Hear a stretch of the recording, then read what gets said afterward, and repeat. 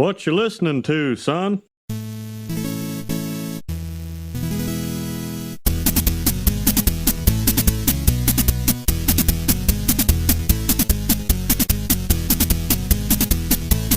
Howdy, y'all, and welcome to TalKing of the Hill, where our kisses are like fruit pies. I'm your host, the sugar cube in your couch cushions, Bob Mackey, and this is the Talking Simpsons Network's chronological exploration of King of the Hill, who is here with me today, as always. It's Henry Gilbert, also known as Hank Taxpayer. And this month's episode is, and they call it Bobby Love. You have to respect my needs, too. This episode originally aired on September 22nd, 1998, and as always, Henry will tell us what happened on this mythical day in real world history. This is Hank Hill with the news. Bobby! Will and Grace debuts on NBC. Aerosmith's I Don't Want to Miss a Thing tops the Billboard charts. And Rush Hour debuts at the top of the box office. These are all things I'm mostly disconnected from, except I wasn't in theaters Armageddon viewer. Okay. It was. That shows you, too. That was a summer movie, and here in September, still topping the charts. That is an enduring hit for Aerosmith there. Yeah. It's inescapable. even now, you hear it everywhere. I think it could be the most long-lasting Aerosmith song because it's just so schmaltzy. There's nothing like racy in it or anything. It's not like most of their songs, which are borderline comedy songs about like oral sex or something. Yeah, or sex in an elevator. Yeah. That's that's the oral sex one I was thinking about, which loving it up while you're going down. I get it now. Though of course, Pink, it was love at first sight. I mean, I would suppose oral sex is in there too, but I would think it's a general love of a vagina. What if pink just happens to be your favorite color with no sexual connotations attached? But I Don't Want to Miss a Thing, none of that, and it's because they didn't write it. It's written by the woman who fronted Four Non Blondes, who wrote that song too. And I say, hey, what's going on? Yeah. I had no idea. I wish she was singing this. And you also think it's about, it must be written by them because it's sort of like him singing it to his daughter in the movie, because the song is over Bruce Willis saying goodbye to his daughter, who's played by Liv Tyler, the daughter of Steven Tyler. But I got to say one more thing. Nauseating love scene in that movie. The addition of food and sex makes me want to vomit. And like Ben Affleck playing the Animal Cracker Circus Party on Liv Tyler's belly. It grosses me out. Not the sexiest scene. Get food away from there. Come on, what's going on here? I also remember that film. There's a joke of comparing drilling to a doctor checking your prostate as well. And of course, though, I don't want to say too many nice things about Steven Tyler as well, because there's already new lawsuit against him out there based on something that was already public knowledge in a book, but thanks to new laws that are getting rid of statutes of limitations on sexual crimes. I think Steven Tyler's got some new accusations or old accusations now going into the courts, I think. So, yeah. Well, he just got out of rehab. Maybe he'll be back in there. And you can't arrest me. I'm in treatment. I need help. Okay. Will and Grace. Yes. I want to go over this because I only know about Will and Grace through Gayest Episode Ever. I don't think they like the show. I know it's important, but listening to the clips of the show upsets me because it's as if they flooded the studio audience with Joker gas. They are exploding at everything. Yes, yeah. It's crazy. I forgot sitcoms used to be like this. You know, I haven't listened to every well, you know, it's the must-see TV era. They knew they're like, oh, we got to goose these people as hard as possible, the audience. But yeah, our pals on Gayest Episode Ever. I think I've not listened to every single Will and Grace one they've done.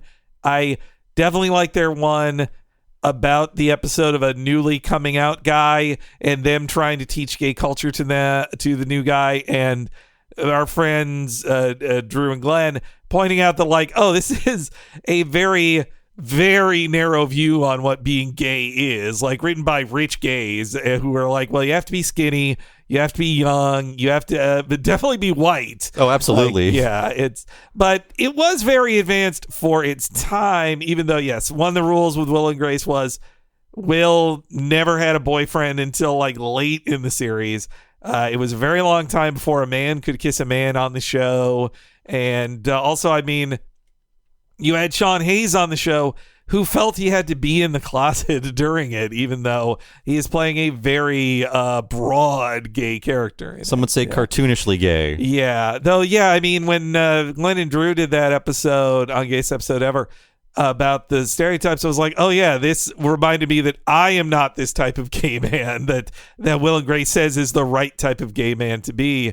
And even more so, it makes me go like, man, fuck this show, especially for teaching bad lessons to people. But I guess it's important or blah, blah, blah, blah. We have more gay shows now. Yeah. I mean, meanwhile, Rush Hour, I was there in the theaters for that one because I was Jackie Chan pilled by the Rumble in the Bronx coming out, which should really be called Rumble in Vancouver. It's true. Yeah. I saw the post Rumble locations. That's so cool. Next time I'm in Vancouver, I'm gonna have to go on a sightseeing tour of it. I will admit that I'm only just watching Jackie Chan movies for the first time in my late 30s, early 40s, and I've seen two, but I like both of them, and they were Police Story and Rumble in the Bronx, and I will see more. So I missed Jackie Chan entirely. You're starting on a real high there, Bob. Yes, yeah. I think the best, those are two of the best. If I could direct you towards three more, it would be both Drunken Masters and Super Cop.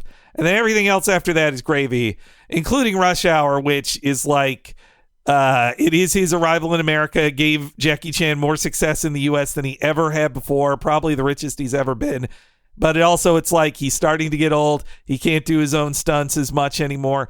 And also insurance companies in America are like, wait, you can't do the incredibly illegal things you did when filming in Hong Kong. Yeah, by the time we got Jackie Chan, he was in his 40s. Yeah, it was too late. But not too late. He was actually very successful. But the experience of seeing it in my Jacksonville, Florida suburban theater was really neat because I was the white nerd of Hong Kong action films, which I got into them in the same way I got into anime, So I was this white nerd with my mom and brother, and then the audience then was also a lot of black people and a lot of Asian people. And I was like, wow, I think I am in the minority in this audience. But everybody loved it. It was a real uniting thing, Rush Hour. Now there are three of them. Yeah, there's always rumors of a fourth. They can only pay Chris Tucker so much. He doesn't want to do anything. I don't blame him. Yeah. Though, you know what? If he's given too much downtime, he goes on trips with some unsavory characters. Yeah, he's on some logs. Yeah, he's on... it's the craziest thing. Okay, so this was one of like the most famous Epstein flight trips ever. It's him, Jeffrey Epstein, Bill Clinton, Kevin Spacey, and Chris Tucker. Whenever I hear Chris Tucker's name, I think of that jet and like what the conversations that were happening, what was being served. Was Bill Clinton talking to Kevin Spacey? What's going on? But of course, there's some culture clash stuff in the movie that probably feels less sensitive now. Like Jackie Chan's character in the movie thinks he has an N-word pass, and comedy ensues. Yes, I heard that you never touch a black man's radio. Yes, there's also that, and it's fun to hear Jackie sing "War, What Is It Good For?" And I mean, it's again. Watch those other three I said, Bob, and then maybe watch that. Unless like me, you want to see Jackie Chan naked, then see Jackie Chan's first strike because he sees his butt in that one. I think I'll eventually see him naked. Yeah. Actually, you'll see his butt. He gets naked in more than a few films. He's not as nude as Jean-Claude Van Damme gets, but close to it. No nude splits for Jackie Chan. I don't think. That's not going to happen. No, I don't think so. This episode, though, and they call it Bobby Love, it's a historic King of the Hill episode because it is the sole episode to win the Primetime Emmy for Outstanding Animated Program, and The Simpsons robbed it for a number of years. Man, never again did it do it. That is nuts. I guess, is it all? I would guess it was probably always Simpsons taking it, or maybe Family Guy once. Maybe. Simpsons, South Park. South Park. Yeah, like I feel like King of the Hill, once they got their Emmy, they were basically ignored. You couldn't ignore the success at this point, but after that, they were like, the Academy was probably like, well, it's that show about rednecks, who cares? Now South Park, that's incisive commentary on the politics, but yeah, this is a really good episode. There are better ones, but this is a fine episode to win the Emmy, I think. Oh, yeah. I did see it beat Viva Ned Flanders in A Big Piece of Garbage, which I think that is deserving. This is better than those two episodes. Yeah, I don't know why Futurama nominated A Big Piece of Garbage, because you're not going to win over the elderly Academy with your stories of a rotting garbage ball and the smelloscope. And yeah, the other episodes it beat were Viva Ned Flanders. I don't know why they nominated that one. The raunchy road trip with Ned Flanders and Homer. Yeah, I guess maybe they thought the Academy was a lot of Moody Blues fans, perhaps. Could be. The PJs was nominated also. I have the other nominees here. The PJs episode, He's Gotta Have It. And the description is Thurgood's libido increases when he takes a prescription drug to stabilize his blood pressure. So they nominated a Viagra joke. What a weird one. Yeah. And I only remember one episode of PJs I ever watched, which is where they get a very good door for their place, and everybody prizes it. But that's the only one I remember. And other things that were nominated. The other thing that was nominated was the Powerpuff Girls. It was a split episode pair, Bubble Vicious and the Bear Facts. Bubble Vicious is where Bubbles tries to be hardcore. Oh, yeah, that was a good one. I remember. That's a good one. And the Bear Facts, here's the description, quote, after Mojo Jojo kidnaps and blindfolds him, and after the girls save him, the mayor has to rely on the girls' very different individual accounts of the crime to figure out exactly what happened, which is basically the Rashomon. Okay, Yeah. that makes sense. Well, is a strong showing there, but I mean, I'm glad this King of the Hill at least got to win it once, at least for this. Yes, but again, it was robbed. Every other year was nominated. Really too bad. Yeah, that's like a decade of robberies. Like not one win, another. I guess like you talked about last episode, that Tuesday move really did kill its cultural impact. Yeah, too. it's shocking it went on for another decade and another entire decade. So before we start, one brief programming note. So next month, we are going to skip Peggy's Headache because we already covered it 5 years ago for What a Cartoon. Because we are covering these 1 month at a time, I don't want to spin our wheels with something we've already done. So in this case, we'll just provide a link for you to check out that old episode in our archives. And I stand by that episode. I think it's very good.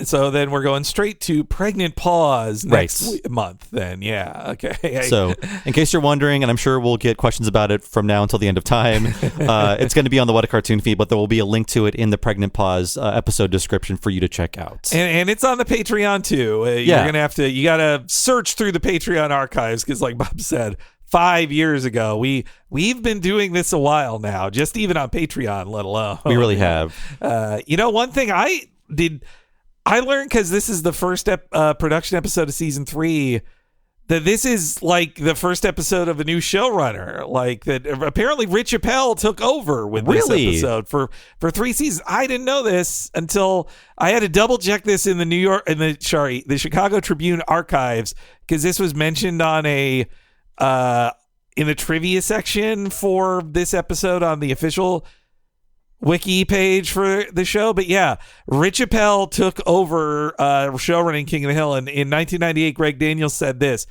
it was essential that Rich was a good writer who could deal with people, who could help manage the business in the room. But equally important was the fact that he was someone I could trust, who had a similar sense of taste and values. So, okay, that makes sense. Yeah, I forgot he was a big part of this show. And it does make sense that after making this hit show for 2 seasons, Mike Judge is shopping around other things. That's how he makes Office Space. And Greg Daniels is doing other things as well. I'm not quite sure what he was trying to sell, but I guess it didn't take until The Office. Yeah, I mean, I would bet both just had overall production deals that mean you can't do day-to-day stuff. And I mean, that makes the propane boom even bigger, because it really is kind of the finale of an era of King of the Hill now that we look back on it, because this is a different guy taking over. And yeah, Rich Appel, who was a regular writer for The Simpsons up until this point, he left Simpsons for this. And again, equally shocking was when I looked into it. Like, so he does this for, I believe, 3 years, 3 seasons, leaves to showrun the Bernie Mac show after that. And then he'd go on to, we talked about him in American Dad, and he has apparently been the showrunner of Family Guy for the last 6 years. Okay, I'm seeing 10. 10 years? Yeah. Holy crap. Wow. 2013 to present. That's crazy. But he's had several different roles, so maybe he's only been showrunner for the past 5 or 6 years, or whatever you said earlier. Yeah, the thing I saw said 2017 was his first season as showrunner, but it's just crazy. Like, yeah, he's been at the McFarlane Factory for a very long time, showrunning current day Family Guy. This was this eye-opening realization. Like, we've talked about Rich Appel before, but I didn't realize just how powerful he was in the animation world. And how varied his writing can be, because he wrote Mother Simpson and Bart on the Road and a bunch of other great episodes. He worked on King of the Hill, and then he does like the Joke Factory, Family Guy style comedy as well. He named Mona Simpson after his then wife. Yes, they weren't so happy together. Mm-hmm. Yeah. Hey, you know what? He wrote a cartoon where Mona leaves his her husband. He should have seen this coming. He was sitting in the chair watching Johnny Unitas. Yes, he was commenting on how cool Johnny Unitas was, and then she was gone. Yeah. This episode, though, I want to get into it because, unfortunately, this reminds me of a lot of sad personal anecdotes where I was not emotionally mature. I had a lot of learning to do, and you learn a lot through pain and sadness, and we all experience this. And I wish I had seen this episode before I was broken up with for the first time. I would not have acted like Bobby did. Oh, man, yeah. And we'll talk about it. I'll talk about it when we get there, but this is a very observational episode, both about being the funny kid who thinks a girl likes you, but she actually just thinks you're funny to be around and maybe is kind of messing with you a bit. And it's also a very accurate portrayal of what your first breakup, maybe your second breakup is like. And multiple breakups if you don't deal with it correctly. Yes. Yeah. No, I figured you might feel a little more of this than me, though. I mean, I had first crushes too on people older than me, though not a girl like Marie. But I mean, yeah, I definitely did go through moments. The most familiar thing that starts out the episode to me is realizing that you might have made new friends in like middle school, but it's actually people who ask you to do a voice that is them laughing at you. Yes. And somebody did tell me later, no, they're laughing at you. They think it's funny you do a bad Australian accent. They don't think you do a good Australian accent. Unrelated to even being in love or having a crush, sometimes you're the kid who does bits, but the bits you think are funny, it's people saying you're stupid for doing those. Do them again. They're all laughing at you behind your back. Yeah. And there were some moments in this episode that stung with realization, not in the first kiss kind of way, but just the like, oh, I guess I did have friends who weren't actually my friends, who were just making fun of me. But man, I wish. I do feel like the only people who are going to make an oral history of this damn series is us. Like, because there's no information. There's this, what a bare bones DVD set. It pisses me off. Two-sided DVDs. You know they didn't care. So cheap. Like, that shows they didn't even want to pay for dual layer encoding. Like, that's how cheap Fox got with these. Like, look. I mean, if Judge and Daniels don't have the will to make it happen, then it doesn't happen. But yeah, no, I think you had mentioned before to me, Bob, that this episode reminds you of a few things. We're gonna dredge them up like the corpses they are. This episode opens though. We're at Tom Landry Middle School. Everyone's finally into their respective classes. Bobby is late. He's panting. He's grunting, and he's stopped by a very tall hall monitor girl who asks for his hall pass. And I like this observation in that Bobby, we don't know it yet, but he's 2 years younger than Marie, but she's already like gigantic because it's the thing where girls have their growth spurt first. Yeah, I love this character design in general that really captures something about middle school, that what makes middle school such like a minefield for your emotions is that you don't know who's going to mature before other people do. So you might look a certain way, and then somebody who's even in the same homeroom as you looks like an adult almost, maybe. And I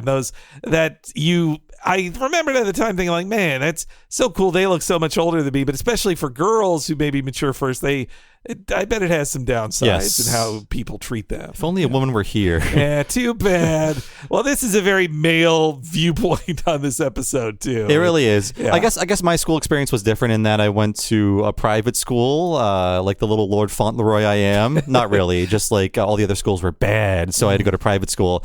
And I was with the same people in the same private school from 4th grade to 8th grade. And a lot of those people were in the same school from kindergarten to 8th grade. So my experience is like, oh, we're all friends. We're all going to hang out together. High school changes everything. I was so many people's enemy at that point. Oh, it's like, we found cooler people, went to a different school. Oh, that's sad, man. My cycle was I moved to Florida late in elementary school. Then I I have like 5th and 6th grade friends. Sorry, 4th, 5th, 6th grade friends. then I go to middle school, but my districting on my street is weird where like I go to a different middle school than most of the people I knew in elementary school. Then after 3 years of that, I go back to the high school where all my elementary school friends were, but we are completely different people. Like everything has been reset. They're all like parallel universe versions of the people you used to know. Exactly. Yeah. It's, but yeah, of course, we were both, I think even less popular than Bobby in this episode, I think. But I love that Bobby, this like little meet cute, is him. He's a little funny, but he's not like, they know not to make him too funny because he can't be written like an actual like funny character. He shouldn't be Chandler. He should actually like mess up his clever joke while telling it to the cute girl. And he's not fully aware that like I'm a little hilarious guy. Like he's just his natural reaction to a situation like this is to joke his way out of it just because of who he is. Yeah, and I think many of the writers on the show probably had first moments of this of like, oh, my first positive interaction with the cute girl was I made her laugh. Oh, exactly. Yeah. Very, very, very telling that comedy writers wrote this episode. Let's hear both plots spring into action. My name is Ramon Tavares. I'm in Mr. Powell's class. Ramon Tavares? And why does your lunch bag say Bobby Hill? Because we can't spell Ramon. What did I say? All right, get going, Ramon. Bobby Hill? Yeah. Oh, you're good. Yep. They dumped it right where we stand. That's where we stand. Why would somebody leave a couch behind my house? I know how it got here. One of them firefighting planes scooped it up out of Lake Arlen. Man, you don't talk about them dang old urban legend with you, man. You don't suck that like that fellow with the toothbrush up that man's bottom, man. That's true, too, man. Happened to me. Oh, hey, look, Treasure. You rubber band. Oh, sugar cube. Have a little pride, Bill. If we eat their garbage, we're not much better than they are. Probably had a coffee table. Oh, if this old couch could talk. Oh, okay. Two things hit me hearing Bill's thing. One, knowing what happens later, a cat peed on that sugar cube. Yes, or near it. Near it, yeah. And second, when he says probably at a coffee table, I was like, oh yeah, at the end of the episode, his coffee table you see in the post credits is like a cable spool turned upside over, so he doesn't have a coffee table too. That's why the first time we're really seeing a lot of the inside of Bill's place. Yes, yeah, which we're gonna see a lot more in Pretty Dresses. Yeah.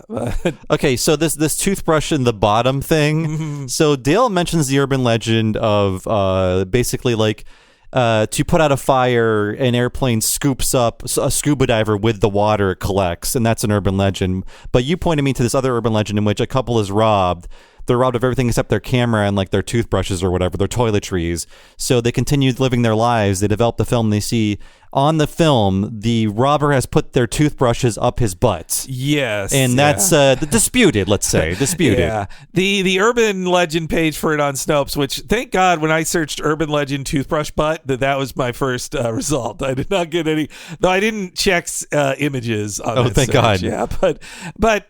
Even the Snopes page admits that, like, yeah, this is actually kind of a racist one because most of the stories are white couples go on a trip to a place like Jamaica or the Bahamas, and the key part of the toothbrush thing is that it's black guys in the photos too, who of course it is black men who robbed them in this bullshit urban legend as well. But the race thing doesn't come into that in Boomhauers. But I was glad the Snopes page even was directed like, yeah, it's a racist urban legend too. But yeah, that scooped up urban legend thing, I didn't know. I never heard that one from anybody growing up. But then, like 2 years after this episode airs, or 3, the Magnolia film comes out, which starts with that. Is that guy like Paul F. Tompkins or Patton Oswalt? It's Patton Oswalt. Okay, I thought so. Yeah. A lot of like Largo people are in that movie. Yeah, Paul F. Tompkins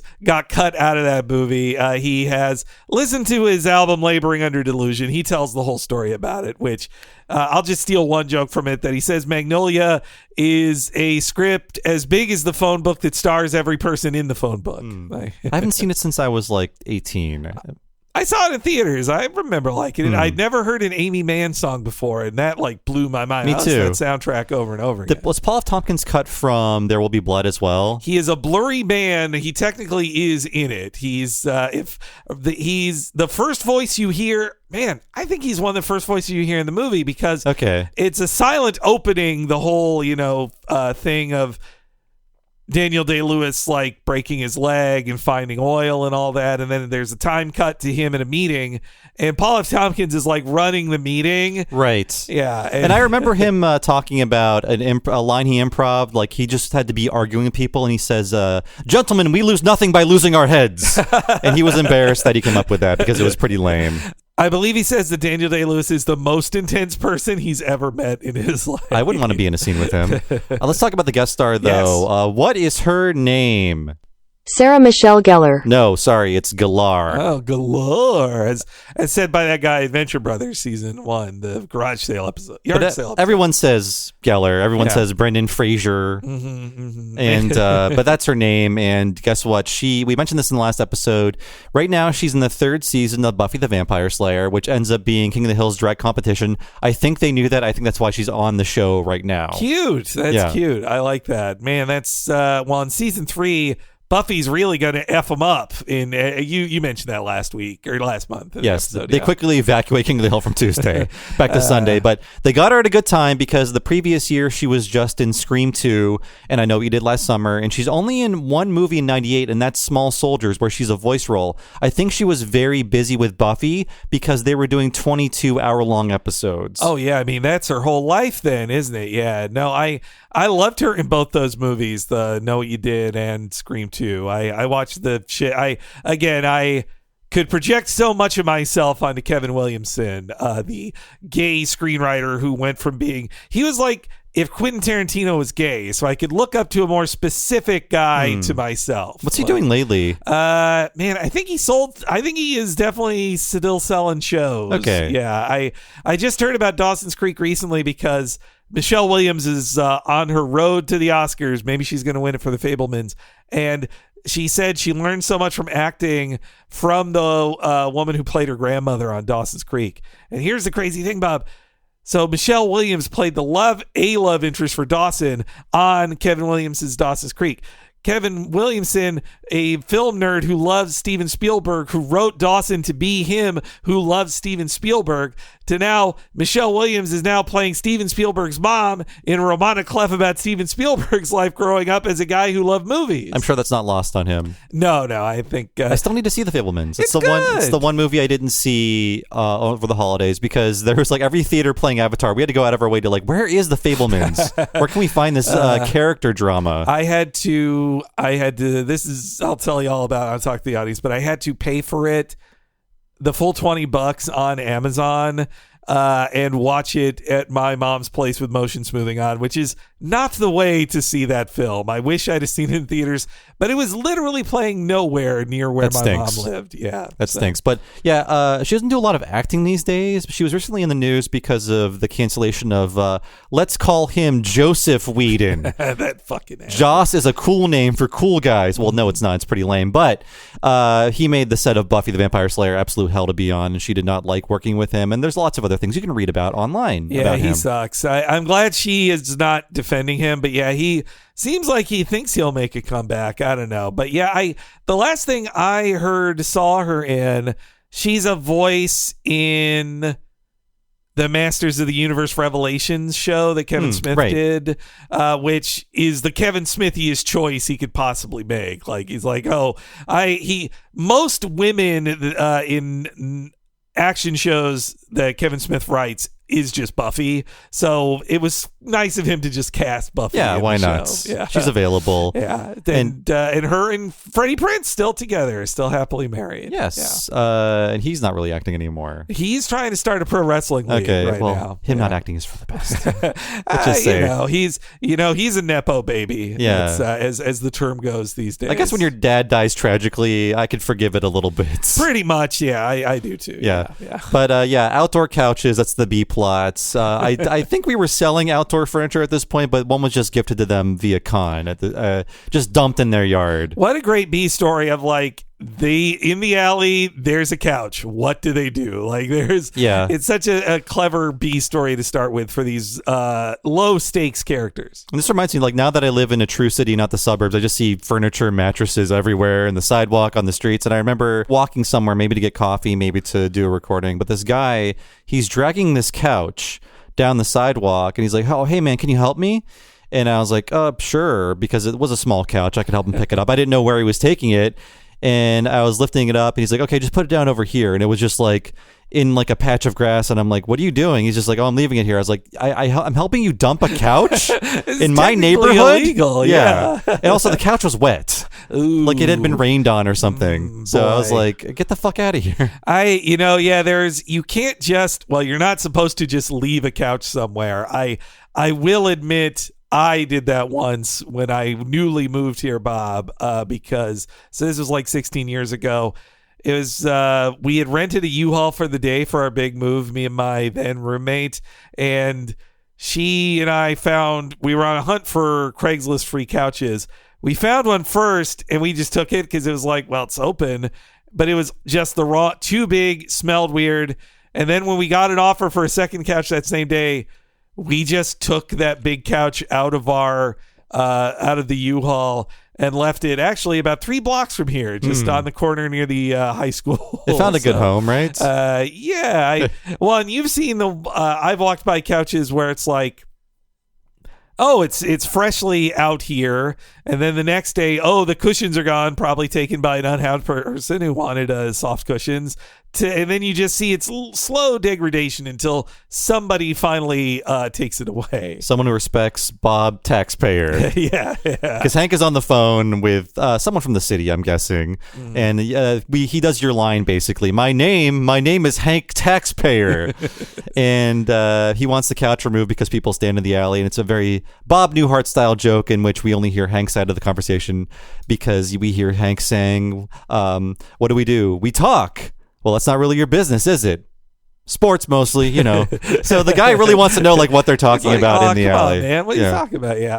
I also love how them trying to get around the couch is destroying them. Like Dale acts like he cannot hear Hank across a couch length of space. It really is a comment about how much they are in their ruts in which they have to stand in the same locations. Not being able to do that, they can't even do it in front of the couch. And they also have to stand in the same order or everything's off, right? Yeah. And the idea of sitting on the couch, we'll get to it, is it could destroy everything. It's a line they're scared to cross, yeah. But we cut to Tom Landry after the couch scene. Bobby is fumbling a book out of his locker. He's kicking it across the floor. He can't quite pick it up because he's very clumsy.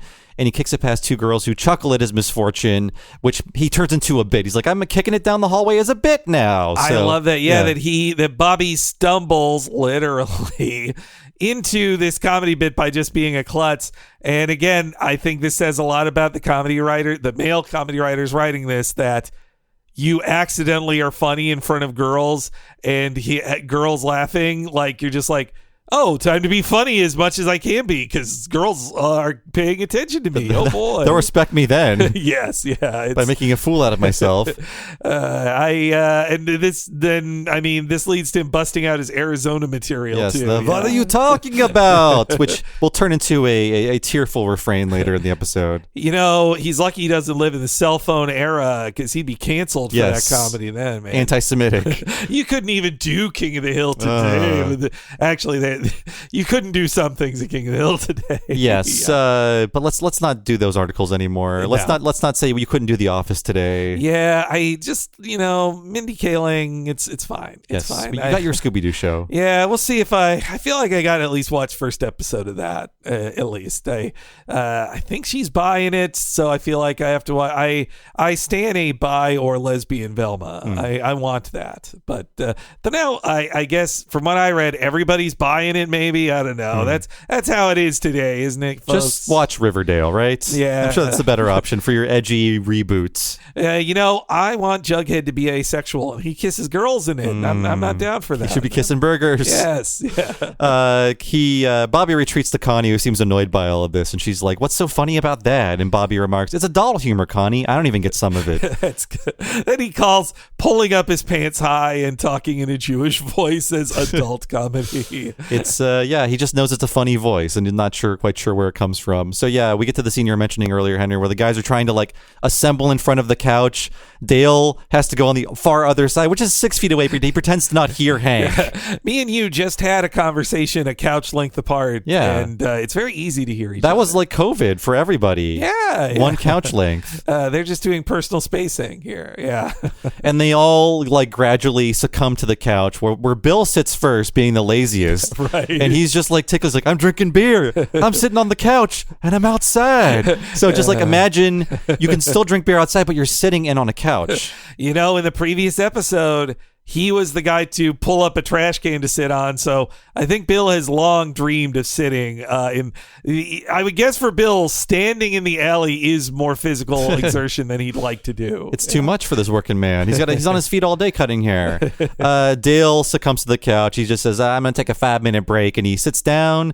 He relaxes. Boomhauer tries to distract everyone with a sighting of a UFO, and then just sits down and then apologizes that Hank has to be the Lucky Pierre of the situation.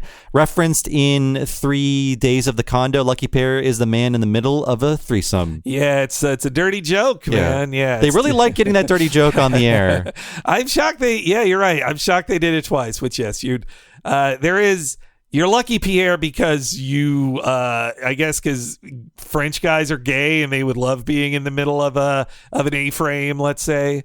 Here's a somewhat dirty thing that happened over the holidays with my mom. Uh-oh. Well, there was some trivia game I was playing with my family, and one of the questions was like, if you're cooking something rotisserie, what do you place a chicken on? And I was like, spit. And then I almost said, "'cause spit roasting me." And then I was like, nope, stop right there. But yeah, that's how I knew it from its sexual connotation. You should use the Chasing Amy Chinese finger trap analogy instead. Well, you see that, that would work. You got holes on both ends, no matter who your partner is. True. Right. Yeah. I was gonna say that only works in a male female threesome, but not so. I'm wrong there. We've got at least 2 holes. Yeah, man. Well, it's turning into our porno episode. Yes, I'm we're sorry. Yeah. But Hank goes last, and he says if he doesn't like it, he's standing right back up. But he sips his beer, and they all sip their beers, and the couch has now won them over. I love that there's no button joke on it. There's no like sweaty extra joke on it. It's just quiet satisfaction of them going like, you know what? This is everything we've ever dreamed of. We're sitting on a couch drinking beer outside. And after this scene, we get another great scene where Bobby gets a mysterious phone call. Hello. Hi, can I speak to Bobby, please? I'm sorry, you have the wrong number. Who was it, Dad? Oh, girl, asking for someone named Bobby. Oh. Hello. Hi, does Bobby Hill live there? Hold on a second. Son, it's one of your friends playing a prank. Hey, Joseph. Bobby, it's Marie.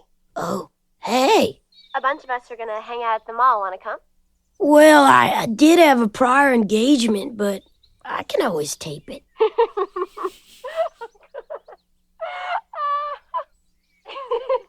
I do like the uneasy look on Bobby's face. Like, I was serious about this. Yeah, he's like, no, I really mean this. And I mean, I could identify with Bobby.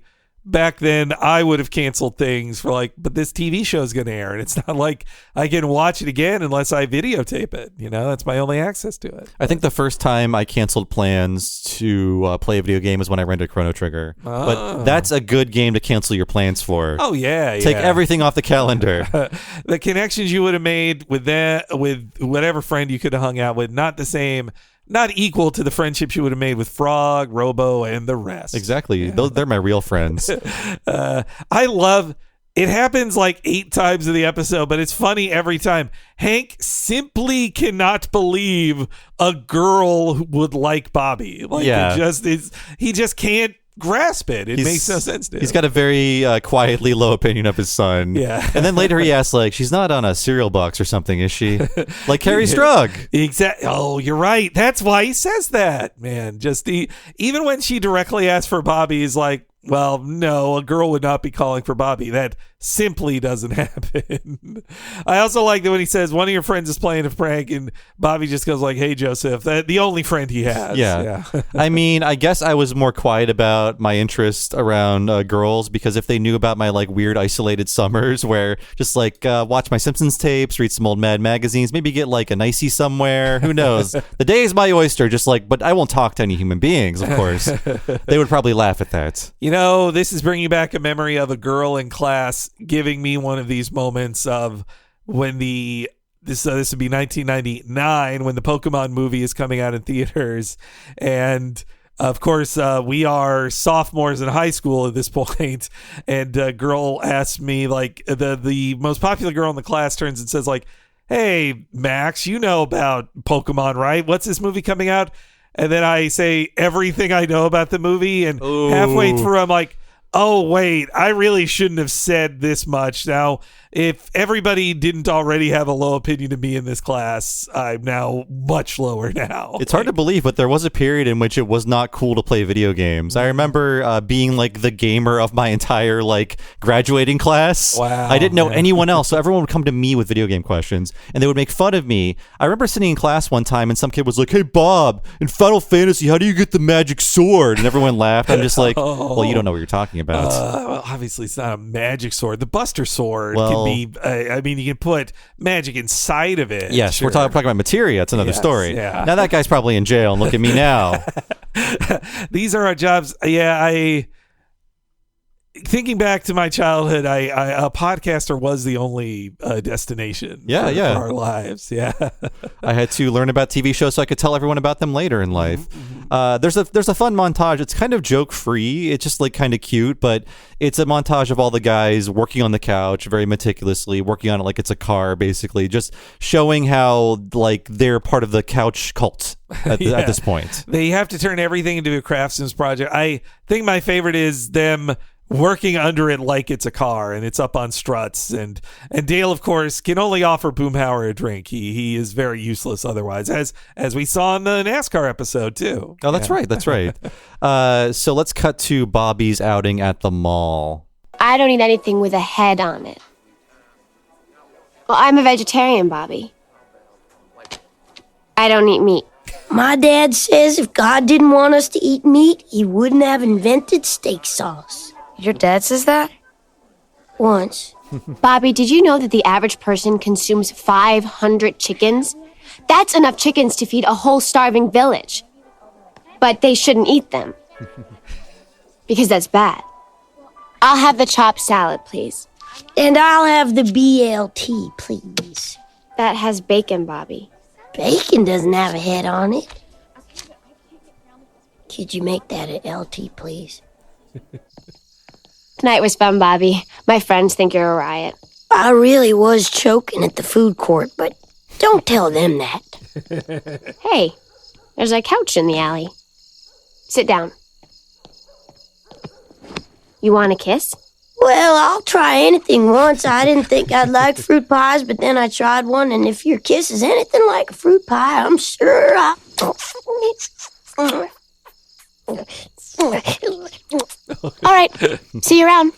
Very observational of not knowing where to put your hands when you're kissing, because Bobby's groping around in the air and then touching his chest, because you're also too afraid to touch the other person when you first start kissing. If the kiss had lasted 5 more seconds, he might have had enough confidence to put his hand on her shoulder. One hand on her shoulder. Yeah, just one hand.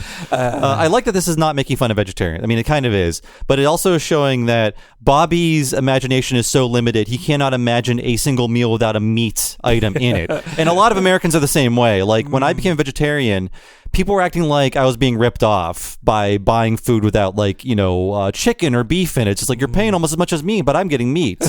The right thing to eat. Yeah. I think they're trying to show that maybe she's doing it as like I gotta say, in Act 3, she's written meaner than she is in Acts 1 and 2. Yeah. She seems very sympathetic in the first 2 acts, I think. Yeah, and I don't think this is typical King of the Hill left punching, at least in this scene, because I think it is just saying, like, she has moral reasons for wanting to be a vegetarian, but because she is an awkward teenager, she's mature compared to Bobby, but she is an awkward teen. She can't really vocalize why she wants to be a vegetarian over not being one. Yeah, I mean, also her imagination is limited too, because it feels like she became a vegetarian for ethical reasons, which is fine, but she did not really explore like what the diet of a vegetarian is. So she assumes like all I can eat are salad, rice, and toast, which is what we see her eating in this episode. But people, I mean, I'm a pescatarian, I eat fish for like health reasons, but when people ask me like, what do you eat? You have to remind people like so many things don't have meat.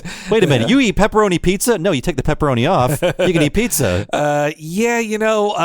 I will say for her options in Texas in 1998, probably more limited. We don't even have like Boca Burgers, but I mean, like, there are so many things that don't have a meat item in it. She's lucky later in the episode that that steakhouse has a salad bar. Like there are some steakhouses that would say like, I can give you French fries, and that's about it. Yes. Like, yeah. Or I remember going to a Burger King in like 2005, and when they just added like garden burgers or some vile item, and I ordered one. The guy was like, please don't make us make this. Damn. They just didn't want to do it. You know, I hear the Doughboys, they talk about Beyond Meat at most of those Burger King and McDonald's places have really come a long way in the last couple of years. Yes, I recommend it. It's just as unhealthy as red meat, but you're not killing something. Yeah, you'll still have all of that sodium and all of the oil and the fat. Don't forget the fat. All that fat. I did. Did you look up what the actual number for chickens is, or for people? No. This could be that things are different now than in 1998. That could have been an accurate thing. So 2 stats I found was, I believe when she says 500 chickens, she means lifetime. But in 2014, the USA Today said 2,400 chickens in a lifetime is how much a typical American eats. Too many poor little chickens. And then according to Vox in 2022, and this was an article that was trying to tell people you can eat less animals, like just have a meat-free night even. You don't have to go fully vegetarian. They said in a year, the average American eats 174 animals, 23 chickens, a third of a pig, a tenth of a cow, 3/4 of a turkey, a small amount of duck, 12 fish, and 137 shellfish, though says a lot of that shrimp. So yeah. So that's how many. Honestly, that number sounds low for a year of an American eating meat. Yeah, I'm really surprised. I thought it'd be higher, but still too high. I would think most Americans eat a whole pig in a year, not a third of a pig. But yeah. So it's sweet though that she tries to be like, that could feed a starving village. Though they shouldn't eat it. Yes. But she's getting her like ethical lines crossed. So maybe I'm conflating this with Evangelion, but I feel like this is a little like Asuka just wanting to kiss because she's bored, because she's like, hey, you want to kiss? Like, I like you all right, and we're alone. Like, let's just kiss. And yeah. Like, I don't think like she's leading Bobby on, but I assume that she's kissed another boy before, and she's just like, let's just see what this is like. Yeah, and and then it's like, it's Bobby Hill, so you're not having a great time kissing him. Yeah, well, I mean, it's his first. It's the first kiss on a 12-year-old. It's not going to be a good time. That sounded weird to say. Look, but I'm just saying that she did it probably just her own awkward teen way of saying like, I guess I like you, and hey, we have an opportunity of a private couch to ourselves. A couch is a perfect place for teen makeouts, so let's go ahead and do that. Yeah. God, I mean, I had so much anxiety about kissing, and I guess now you have YouTube videos, but I think everyone just figures it out. It just feels like, it feels so natural, but it's like, before it happened, I was like, where do my hands go? Where does my tongue go? Where's my mouth go? Where's my nose go? I was the nose was the most terrifying part for me. I was like, but my nose, what if I like bonk noses or whatever? Yes, yeah, I've learned since then. If you're waiting for your first kiss, you'll figure it out. Yeah, don't worry so much. That's, if I could tell my virgin self anything, I'd say don't worry so much. I tell myself myself that about a lot of things in the past. Yeah, I guess actually even post virginity, I could probably use that tip most of the time. I wish future Bob would come to me now. Yeah, what's your tips now, 59-year-old Henry? Find clean water. You'll need it. Stockpile it. Move to the middle of America in the cheapest place you can and stockpile water. Vancouver's too close to the border. But you got a lot of water. That's true. It's true. Fresh water. So Act 2 begins, and finally Peggy is in the picture, and we open with her pouring morning coffee. Bobby comes in, is comparing everything to his girlfriend. Now I can identify with this in a very embarrassing way. I'm seeing this through the perspective of my parents when I was in love for the first time, where they're like, oh boy, he doesn't understand that there will be a lot of this in his life, and this is not the end. And also, this infatuation is very strong. So, Bobby's like, oh, did you see the sunrise? It was the color of my girlfriend Marie's hair. And Peggy's pouring coffee, and, Bobby's remarking about how Marie likes her coffee. And Hank is reading something in the paper about some like tree that's being cut down, and Bobby, it's in the middle of a ballpark, which makes no sense. Yes. Like, how do you play baseball with that? But anyway, and Bobby is trying to find some Marie connection. And he's like, I'm not sure what my girlfriend thinks about this, but I'll ask her. I love that he doesn't. Yeah. He doesn't even know what her opinion is, but he still has to say it. I mean, if you've never had a girlfriend before, which a girl kissed him once, that's not his girlfriend, but of course Bobby thinks that, and you want to brag to everybody. It's your way of saying I'm not a loser. I don't blame Bobby. Like, being in love for the first time is like an incredible, overpowering feeling. I was like sick the first few times I fell in love, and then you get used to those chemicals entering your body. I think too, this first girlfriend experience. Bob, you wrote one of the funniest things. I did at Something Awful at your time at SA. Your parody of a webcomic where the webcomic guy gets a girlfriend. And Okay. If you're looking this up, it's a parody of XKCD called LMND, Loser Math Nerd Comics or something like that. I forget what it was called, but I just love the guy shoehorns his girlfriend into like 5 comics in a row just to say I have a girlfriend, and then the girlfriend leaves him, and he has to write through the comic why he's happier without her or something. Like, you're a very funny guy, Bob. Thank you. I retired my joke writing hat. It all goes into the podcast. Yes. All your comedy. Sorry, it's Loser Nerd Math Comics. So if you want to look that up, XKCD has done nothing wrong, but they were just kind of irritating for a while. Most web comics, once the man writing it gets a girlfriend, it's a dangerous moment. That things change, usually for the worst. Especially if it's a cool gamer girl. Yeah, that's gonna frag all you noobs. Man, yeah. Control Alt Delete, I think, might be the guiltiest of this. Boy, what a bad comic. Let's see what's happening next. Hank and Peggy are investigating this new relationship. All right, Bobby, I'll bite. Why do you keep saying the word girlfriend? Because I have a girlfriend. Bobby has a girlfriend? All right, son. She's real, right? I mean, she's not imaginary or on a cereal box or anything, is she? No. All right. Well, I assume that she's your girlfriend, just like Joseph is your boyfriend. Peggy, Joseph is not Bobby's boyfriend. Red alert! The garbage truck's here! You're not taking it! Sir, can you ask this gentleman to get off the couch so we can do our job? Bill, don't move a muscle.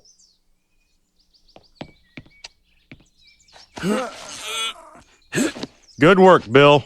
All right, but if you leave it out, somebody's going to haul it away. Go to hell. It's a great line reading, and I also like how they're just reflected in Dale's glasses when he says that. And they're not scared. They're just like, all right. Yeah. I love how he doesn't move a muscle, just like Hank tells him to. And Hank thanks him for that. But yeah, I like Peggy is also incapable of understanding it. She's like, why do you keep saying the word girlfriend? She's willing to entertain it, though, not like Hank saying, well, this is a joke. I think this is one of...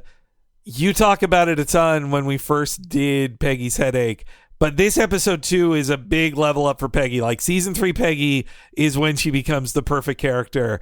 And this is one of those moments, like, you think in just the start of this scene, she's in denial because she doesn't want Bobby to grow up. It's her little baby. She doesn't want him to grow up. And that's a good trait for her as a mom. But they need one extra spice to it of that talks to Peggy's other personality problems, which they find later, and it's so good. Yeah, like her original personality was like overparenting mother who relies on conventional wisdom, and now we're in the Peggy has a bit of an ego era of the show, which will last until the end. And I like how she eventually will mock her son for being broken up with, when she should understand like these are intense feelings for this young boy, and it's okay if he's being irrational. And yes, I was a young Bobby. Falling in love for the first time, telling my parents who humored me about my wonderful new girlfriend and how great she is, and it's all very embarrassing. But your mom wasn't out to score points on you later of like, well, I guess you weren't so smart, were you? No, like, but I didn't say like, well, I love my girlfriend more than you love my stepdad. Yes, yeah, you weren't as full of yourself as Bobby. Yeah, that's true. But another very observational thing. So we go back to Tom Landry Middle School. Bobby is already in the thrall of Marie. Marie is not like manipulating Bobby. Bobby is just so infatuated, and this is like the number one thing that young nerdy boys do when they're in love. It's just like, I'll just do whatever this woman or man tells me. I love them so much. Well, that's not attractive. Like being a doormat who just is like, well, anything you want to do, honey, is not attractive at all. So that's like a pitfall of like early infatuation, is just being a needy doormat. And also how it's so natural how it instantly causes conflict with his two friends of like, hey, my two longtime friends and my new girlfriend, we should all hang out together. And then instantly you just crap on what your old friends want to do, and you're like, well, no, her idea is great. Let's do her idea. Oh, absolutely. I've been there, and the idea at the time was like, a woman wants to hang out with me. Well, this will never happen again. I need to only spend time with her. Yeah, I mean, your want to please her is much more important than like, you know, some platonic male friend you've had since like fourth grade or whatever. Like you're not as worried about it. I mean, so I have been through this. I did go through this in middle school, just in the indirect way of friendships with older boys who I, you know, looking back on it, wished was more than friendships when I was a teen. But what are you going to do back then? You know, it was the 90s. I'm jealous of these kids today. Will and Grace wasn't on TV yet. Yeah, I know. This is a joke from the Bros movie, but they said that like these kids today, they grew up with Glee. We grew up with AIDS. Like it was tougher. It's harder back then. Yeah, you could not actually like the idea of having an out boyfriend in high school or even junior high. Insane to think of for me growing up. Yeah, like, I mean, I didn't know anyone who was out in Catholic school. There was one guy I know it's not like a cool thing to say, well, that person is gay. It was just like in Brain Candy where Dave Foley is like, dogs know it. Yes, this guy was so gay. But his choice was, I'll become a priest. Ooh, boy. That was a bad move for him, and I hope he's okay with everything that's happened. But I hope he's maybe he can get out of that. It's not too late. Yes. It's not too late. Hey, the Pope quit. Yeah, that's how dare that Pope. That Pope should not get full Pope funeral when you quit being Pope. They better take away his heaven condo. He's got to live in like a tenement with the rest of us now. But yeah, they want to ride bikes. Marie says that's boring, so Bobby quickly changes his tune. Is like, let's do what Marie wants to do, and they all go shopping for clothes, or Marie wants to, and Bobby's like, that's a great idea. So immediately, Bobby's in the cult of Marie. The guys are in the cult of the couch. I love too that later you find out that Connie and Joseph just peeled away from them without even saying goodbye at the mall. They just were like, this sucks. Let's get out of here. Bobby doesn't know what happened to them. And this is a great scene here. We cut to Dale's place. And the phone rings. He puts a microphone on it before he answers it. That's right. He's recording. That's so funny. He records everything. But he knows, like, legally he has to tell the person. So he says, for quality purposes, some portions of this telephone call may be recorded. And then he goes, Gribble residence. You know, this teaches me that if somebody says may be recorded, it means it definitely is recorded. Absolutely, yeah. And I like this little visual thing they're doing in which a curly phone cord is the divider between the conversation between Dale and Bill. It's just a clever little visual device, which I'm sure like a kid wouldn't understand. Like, what's this weird cable between the characters? Oh, yes, yeah. That's very clever. I also think this is like the start of the growing friendship of Bill and Dale. Like, they didn't share too many scenes in the first two seasons together, but this is where like the softening of Dale will continue, and him and Bill just get into like stupid things together all the time. My first thing I always think of when I say that is the Hawk, the ridiculous Hawk storyline. They're more frenemies, I think, but they're figuring out the partnership between these two characters is very funny. But here it's like very affable, where these guys who don't seem to have a lot going on personality-wise, or like a lot of depth to them, it's like, what if they had a phone call with each other? What would they talk about? And they talk about the couch. They're like, man, I wish I was on that couch right now. A couch that's like can't be more than 30 feet away from them, as they're saying this too. Yes, it's like, I was just about to call you about the couch. It's sweet. It's sweet. I also like how Dale is just very self-satisfied of like, writes down Bill, puts away, he's like, okay. Yeah, Dale's got a catalog of all of his tapes. Bill Couch, Hank Lawn, and Hank Tools are his recorded conversations. He must have very quickly digitized those once he had the chance. I hope so. The Gribble archives. So Marie and Bobby are walking home. Bobby is holding all the shopping bags again. Bobby's the helpful doormat with it's like, I don't respect myself, but I love you. that earns you one kiss, I guess. Yeah. And Marie is like, what happened to your friends? Which shows it's a smart bit of writing, because Marie doesn't want to chase away Bobby's friends. She just thought the idea of riding bikes was boring, and Bobby's like kind of threw them under the bus, but he's like, I don't know what happened to them. They were following us at the mall and they were gone. We were having such a good time at the mall. Oh well, hey, I mean, also I think Bobby isn't too sad they're not there, because this gives him a private moment. I mean, I would guess the entire day he has spent with her, in Bobby's mind, is a long walk back to that couch. He's figuring out how to get back to the couch. Yeah. So Bobby spots it and asks Marie if she wants to kiss, and she doesn't. And Bobby starts being a little creeper here, because that's where we get this opening line that I played. You have to respect my needs too. Because Bobby claims, well, I'm sure he felt that way, but he's like, I didn't feel like kissing, but when you asked me to kiss you, I did. So now you got to kiss me.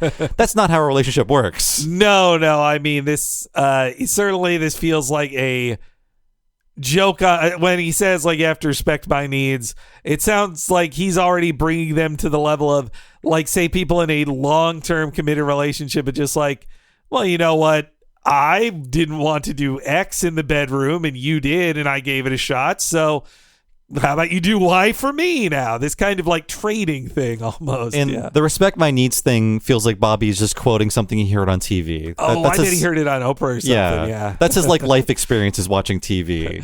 I mean, wasn't that ours too? Like, it was. It really was. I probably said things in relationships because, or as a teen of like, is this what mature people who date on Seinfeld say in a relationship? Isn't that what I learned a lot about straight coupling, mainly from endless sitcom watching. It's mostly true, except we all have the internet now. Is everybody on Friends or as cruel in real life as people are on Friends? Only the wealthy. I see.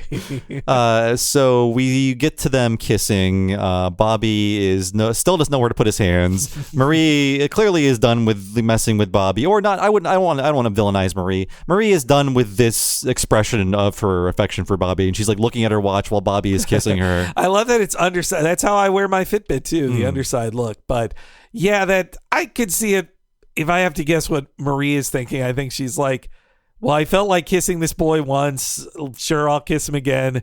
And she's like, yeah, I'm not really feeling this as much. Have I been nice enough? Has this kiss lasted long enough to be nice? All right. Well, hey, see you later, Bobby. And she leaves Bobby behind with his eyes closed. He's kissing the air, but he doesn't take this as a bad sign. No, just being abandoned mid-kiss. But she's like, okay, bye, Bobby. And she walks away, and he's like still like fumbling and like smooching the air. His little finger twiddles as he's saying, good night, Marie. Like, Pamela Adlon's always great, but she is so good at Bobby as this desperate little boy who goes through a real emotional journey for a character she was originally told to just say like, okay. Yeah, like the flattest delivery for the most dull little boy.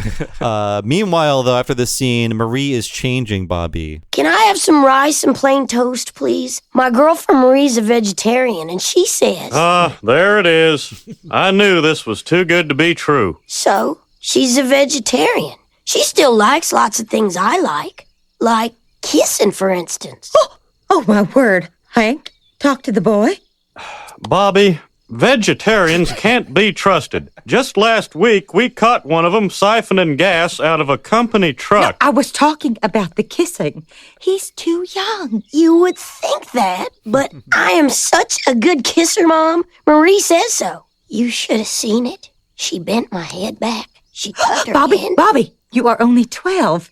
You should be afraid of girls. You're just jealous because you aren't as in love as me and Marie. Bobby, I really don't think you can compare a 2-day infatuation to a 20-year marriage. I bet Marie and me have kissed more in 2 days than you have in your whole marriage.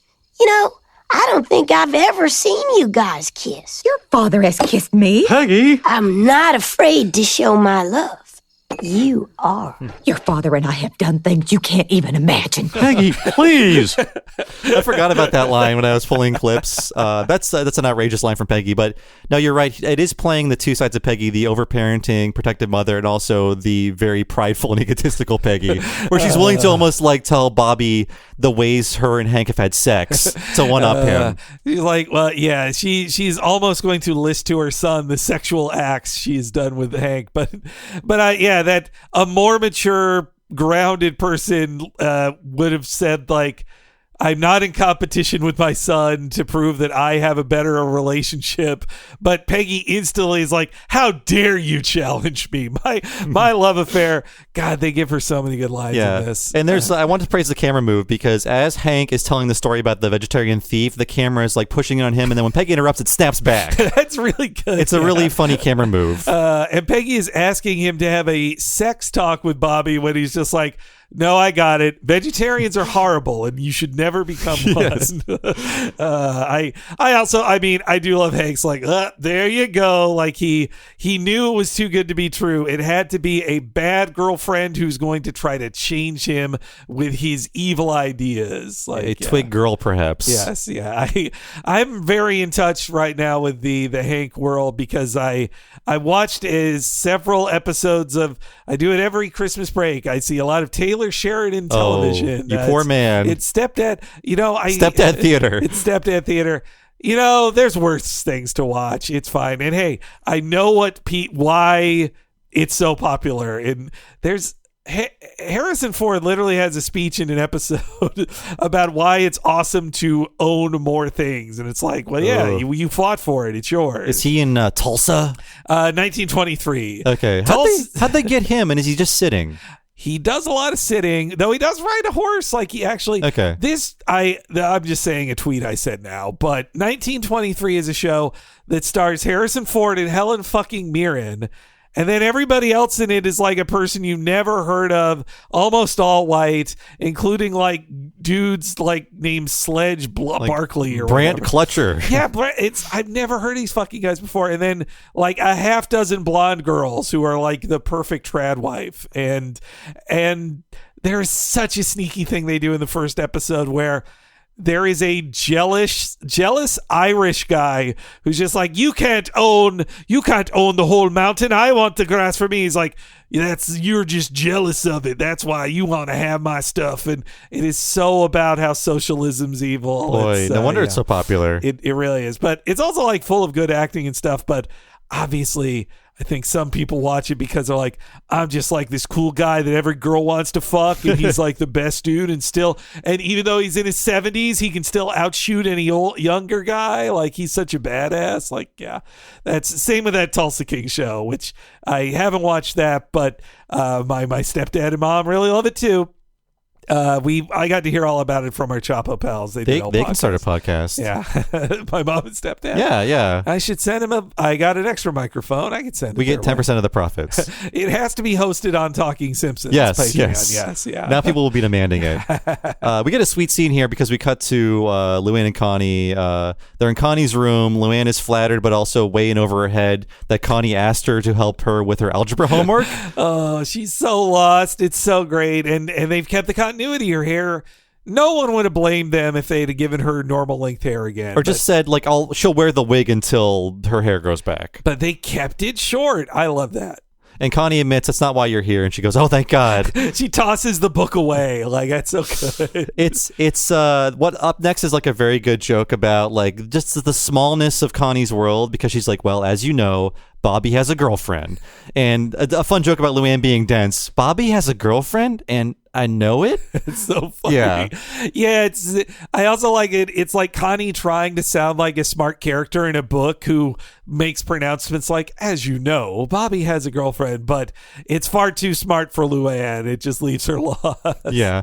And she jumps in with some adult advice, and she tells Connie, if this is meant to be, it'll happen. And she points out, Buckley and I were meant to be, and that's why he blew up. And Connie just grimaces like, oh. I love her reaction shot that she's like, oh, wait, I probably shouldn't have asked about dating to somebody whose ex-boyfriend exploded in front of her just a few, weeks ago or something? Like, yeah, though I can see why Connie turned to Luann, because literally the only thing Luann knows more about than Connie is relationships. And not that Luann particularly understands relationships either, but she has kissed boys and done more, so she can tell Connie something. Absolutely. Let's cut to the Virgin episode in a few years. Yes, yeah, when she gets re-virginified. Yes. So we cut to Hardware Ranch, where Hank is asking for help keeping the squirrels away from his outdoor couch. What a great line. And the clerk goes off to check, and Peggy tries to just place her hand on Hank's. Like, after some reluctance, she's not even holding hands. Hank has his hand on the counter, and she tries to touch it, and it freaks him out. He cannot stand it. It is a really good little C story of Hank is actually very troubled by public intimacy. Like, Bobby, that's probably what drives Peggy crazy too when Bobby says that he's right. He does know that they never have public displays of affection in front of others, and that Hank is a very repressed person. Also, is that the first time they've really shown the timeline of when she says a 20-year marriage and Bobby is 12? That means she didn't get pregnant until 7 years into their marriage. Yeah. That's a long time. That narrow urethra didn't loosen up for a very long time. They'll explore that a lot in Pregnant Pause, like why Bobby was born so late into their marriage, why they're kind of older parents for having such a younger kid. That's why they're. I see. So it's setting up for the next episode they know is coming. Even. Yeah. And I also like how cruel the show is in that they're punished for just simple PDAs, just like a hand holding. A old guy comes by and says, "Get a room, you two." Ireland is a very repressive society. Like that. It's not just. I think that shows you it's not just that Hank is that repressed. That it's also like, if he even wanted to be openly loving, any person in Ireland would say like, "Hey, how dare you?" Like, I love too that he's like, well, my hands are full, and he's holding like a big wrench, and then he's taking stuff off the shelves to like make sure his hands are full. And when the guy yells at him, he picks back up the flashlight to get something back in his hand. Now, I'll admit, I am in a PDA positive coupling with my wife. We're not jamming tongues down each other's throats, but we are always holding hands. Escalators are the perfect kissing situation. Just a little peck because she's a foot shorter than me, and I am not ashamed. And this will be like buried by the time this episode releases. And this is like a tweet that didn't make a lot of waves, but someone took a picture of a couple kissing on the subway, like very judgmentally. Like, this white couple talked about how much they like Ethiopian food, and then started making out. And all the replies were like, maybe you should find love. Yes, maybe you're lonely. Don't take pictures of of strangers who are having like a nice moment with each other. Man, yeah, that's a jerk thing to do. Yeah. Like, I mean, really, yes, that tweet, I guess, is just somebody saying like, they got mad seeing a happy couple after a date, which, hey, I've been there. Yeah, we've all been pre taking pictures of people and putting it online. I've been there. Yeah, but yeah, no, you and Nina have a very, very sweet relationship. I'm used to some public displays of affection with my husband living here, and then other times when we've been on trips, he's had to remind me of like, hey, we're not in San Francisco now. You can't just actually like kiss. It makes us a little less comfortable kissing in public. It's a different situation for me, obviously, but when I would go back home, I went back home with my wife, who's Asian, by the way, back to my state of Ohio. There were a few people looking at us walking down the streets. One guy was like, "Hey," I was like, "Nope, I'm not going to talk to the guy in the MAGA hat. Let's go this way." That's it's not dissimilar. It is. No. It's a tough country, right? Side note: my husband, when he flew back here, and this was in Seattle, he says at the airport he went to, there was an entire family, like 4 people: mother, husband, mother, father, kid, son, daughter, all wearing matching Let's Go Brandon attire. It was like the armor they put on to like, well, if we're visiting them in Seattle, I'm putting on my Let's Go Brandon stuff. Got to show off. For the airport. It was insane. Whoa. Yeah. God, are people still doing that Brandon thing? I think so, but the only the conservative stuff I see at airports is usually a Punisher tee or a Blue Lives Matter thing. I don't see as much Brandon. I think like snarky leftists took back Brandon because now we just call Joe Biden Brandon as like an ironic comment on him. Yeah, I think even the dark, there's dark Brandon for the liberal blue checks as well. Right. Yeah, so maybe it's been effectively joked. The joke has been taken back enough, but I didn't. My husband was too scared to take a photo of them, but based on his reporting, he did see a Let's Go Brandon family. Wow, I've only seen MAGA hat families. So we cut to the alley, and we see the sanitation truck rolling by. The coast is clear. The boys retrieve the couch. Now they're hiding the couch from the garbage man. Yeah, I love their little system that they set it all back up, and they even have a little, covering for it to make sure it doesn't get wet. And yeah, they've got an awning. They've got drink holders. It's perfect for them. They've made it into a project, and it's great. It is a real dudes rock kind of moment. Yes. I had to look this up, but this is a real song that's playing over it. It's not just. Yeah. I was rewatching it this morning, and I tried using Shazam, but it didn't recognize the song. I had to Google the soundtrack for the episode, but it is, and of course, I would be losing my cred as a Jacksonville. I don't want to say native, but I did live there for most of my childhood. It's Leonard Skinner. Really? It's a song called "I Know a Little" from a 1977 album. So not one of the more famous Skinner songs. I mean, I don't know Skinner songs that weren't on the radio, which I think this one is one of those. But it's a nice little jam. It's an actual song. It's not just like all instrumental, but they took the instrumental opening for it. That's a weird thing to pay for when they could have just had their composer do a sound alike or just like a jaunty country-ish tune. I gotta think Skinner, not cheap. No. Yeah. So let's hear the origins of the couch. What did you do to my old couch? We're not falling for it, Con. This was not yours. I get rid of it after a neighborhood cat come inside and pee all over it. We tried to dump it in front of Gribble's yard, but Min cut her leg on a tack, so we dump it here. I get it. He's seen what we've done with it. Now he wants it back. Gribble, you crazy? I don't want it back. Oh, hey, I got an old pair of boxer shorts you can use as a tea cozy. Want that too? Ha ha ha ha ha ha! Hey, is Bobby home? Who are you? I'm Marie. How old are you? 14. 14? I don't know what Bobby's been telling you, but he's only 12. He's been telling me lots of things. How come you never hold your wife's hand? See you later, Dad. Bobby's Marie is 14 years old. What? Oh, God. That means when she was 3, our Bobby was only 1. It makes me sick just thinking about it. The age gap is a little messy this early in their lives. Yes, it's like if they're both in middle school together, I don't think they need to freak out this much. But. Actually, my first girlfriend in high school was 2 years younger than me. I think most of my girlfriends were either like 2 or 3 years younger than me. My husband is 8 years younger than me, but I met him when he was 29, so it's like but this moment is so funny that they play it off like they're learning Bobby's dating a woman like an Bobby older is, woman. Yeah, like Bobby's 19 and she's like 38 or something. But this moment too, that like, I don't know what Bobby's been telling you, but he's 12. Like they think they're outing him or something. And of course Hank's not going to like Marie that she also lords this information over him, which I suppose is a not good show. She's not the best person doing that to Hank. Like, oh, he tells me lots of things. She's just as emotionally immature, maybe slightly more than Bobby, more emotionally mature than Bobby, but she still says inappropriate things to adults. Yeah, but that's like the difference between somebody who's 4 feet tall or someone who's like 4'3". Like, it's not that much big of a growth. Yes. One thing I forgot to cover up front was like hall monitors. I saw this in media all the time. There was never a hall monitor in any school I went to. We at my elementary school, we had a hall monitor type thing. It was called Safeties. Okay. And it was mainly, you did get a sash. For about 4 months, I really wanted one of those sashes, and then I gave up on it. You can just order your own sash. But I think their main job was, there was like a side road where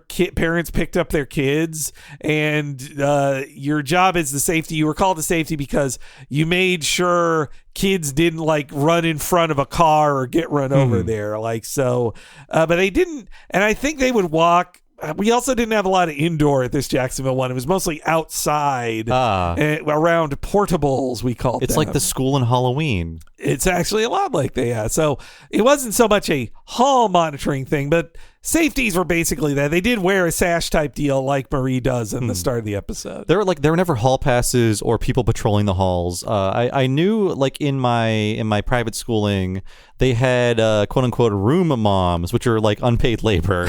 Like my mom is a stay at home mom, and she'll come to the school and like serve cafeteria food and do stuff. And I'm thinking now I'm an adult. I'm like, you were paying to have your kid here, and now you're just gonna hang out here and work? Yeah, I'd have never done that shit. Yeah. No way. Your mom. What did I say? Your mom was too nice to that place. Yeah. My mom didn't do it. Oh, okay. Other moms. Other moms. Yeah. My mom had a real job. I think there weren't so much hall passes. Well, of course, the last 2 years of my high school were after Columbine, and it was very locked down. Like they seemed to think if you asked to go to the bathroom, you were really going to your locker to get a gun. You're arming the bombs. Yes, yeah. Somebody left a timer, accidentally left like an alarm clock or something in their locker that made noises that sounded to someone like a bomb. They evacuated the entire school into the stadium, and we sat there for an hour before the cops found out what it was. Like, we were all very worried. Everything was a bomb or a gun after Columbine. Yeah, was it? But we've enough Columbine stuff. Yes. This is 6 whole months before Columbine. Oof. Yeah, there's still time. So yes, we cut to a red teen basement party. All the kids are dancing. Bobby is not They're cool. all white too. They're all course, white. yeah. Bobby's doing a silly old-timey dance. He grabs some snacks and asks some local teens if it's a makeout party, and he says, because if it is, I'm prepared for that. I love how he's not worried. He's not insecure at all at first talking to these two older boys. He's like, yeah, I'm on the same level as you. Like, he's like, I've kissed before. Yeah. He's kissed Marie twice, and she did not enjoy it. He thinks he's very good at making out, though. Yeah. And then the camera like pivots around his head. I feel like they wanted to push this further, but they didn't have enough money. But it goes like 45 degrees around his head before we cut to Marie doing some funky, fresh dancing with some teen boys. Yeah, the show demands too much of Rough Draft. I think I feel like there's like, we've done 6 episodes where there's like a long turn around these characters, or maybe a big zoom in on a mosquito or a fly. Like, yeah, but I love Bobby's jealousy here is also perfect. Like, it is how a child who doesn't know how to be jealous expresses jealousy. Yeah, I mean, they're covering every aspect of a young relationship, where it's like the overly infatuated boy, the talking about this girl to everybody, even your parents, the being a complete doormat, the not knowing how to kiss, and then they're covering the jealousy, because that's another thing when you're too young to handle relationships. You just love the feeling of being with that person, and like anyone else is an intruder. Like, no, you're taking them away from me. Yeah, and some people don't grow out of that. But yeah, I like that he doesn't know what to do with his jealousy. That he's like, hey, if the girl doesn't want to dance, then listen to her. Like, he's trying to shove them away from her. And I think for Marie, I don't think she does not think Bobby is her boyfriend. And 2, right, yeah, I think that she's just like, dancing is fun. And I believe her when she says she just wants to dance and have fun. Like, yeah, they're not trying to demonize her. And I like, Bobby trying to break up this dance. Again, it feels like he's imitating something he saw on TV. Like when the guy steps in, like, the lady said no. Yes, yeah. He thinks he's a cool cowboy in that moment. Yeah. Yeah, Marie could be meaner, but she just says, Bobby, move. Like, she wants him out of the scene. Yeah. But that's when Bobby causes a scene. He turns off the music. Everyone is staring at him. He just shouts, Marie! And then she just grabs him by the hand, just yanks him up the stairs. And that's when we have this very, very messy breakup in this longish clip. Why were you dancing with those guys? I don't know. I like dancing. I wanted to dance. Who were those guys? Why were you dancing with all those guys? Bobby, they're friends. We were just dancing. What about us? You're supposed to dance with just me. And maybe some of your girlfriends, but mostly just me. Bobby, this is getting way too intense. We're only friends. But I thought we were more than that. Bobby, you're a funny guy. You make me laugh, that's all. But we kissed. Yes, and looking back now, maybe that was a mistake. Mistake?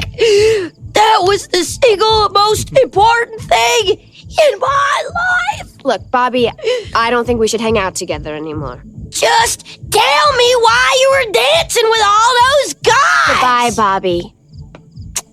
You kissed me. That means we're back together again. Marie, come back. Look, I'm doing your favorite comedy bit. What are you talking about? What are you talking about? What are you talking about? Ooh, what a performance. Yeah, man. Give Pamela Adlon an Emmy, too. Yeah. Man. I mean, usually when people are locked into these characters that don't have a lot of emotional range, when they're forced to make big emotional speeches or push themselves, they find new ways to express themselves through the character. And I think like Bobby will become more expressive from this point on because she has never had to push Bobby this far. Oh, man. Yeah, the way she's having to like cry. I mean, the challenge of especially do your Bobby voice. Then put on his weird Yiddish accent. Then cry, sob through all of it. Oh, this is so painful just thinking about. I mean, it's supposed to like laser target the horrible past of everyone watching it. Like, remember when you were a kid and you thought this was so important? You thought this one breakup would just end your life. Bobby, it is like a sad line, but it's also a funny line where Bobby's like, "It was the most important thing in my life." And yes, that's what it feels like when you are 17. You go through a breakup and you're like, "I was going to be with that woman forever." This awkward first kiss was the start of my life story. Yeah.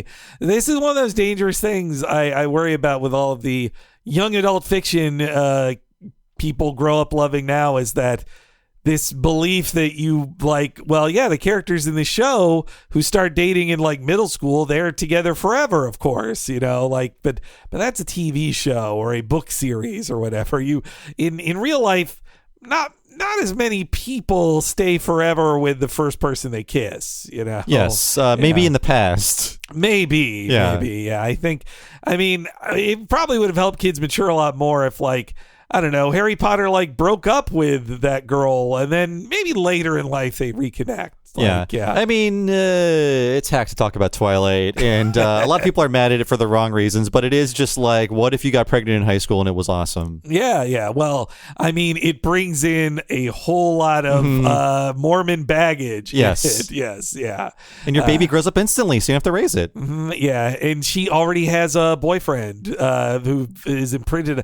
That is a fun, man. Yeah, I do think there is a point that people were mean to Twilight in ways that were sexist. Yeah. But also, Twilight is fucked up. Yes. Like, yeah. I mean, not to go on too long about Twilight. There was a point before the movies where I was reading summaries of the books because everyone was making fun of them. They were just very funny.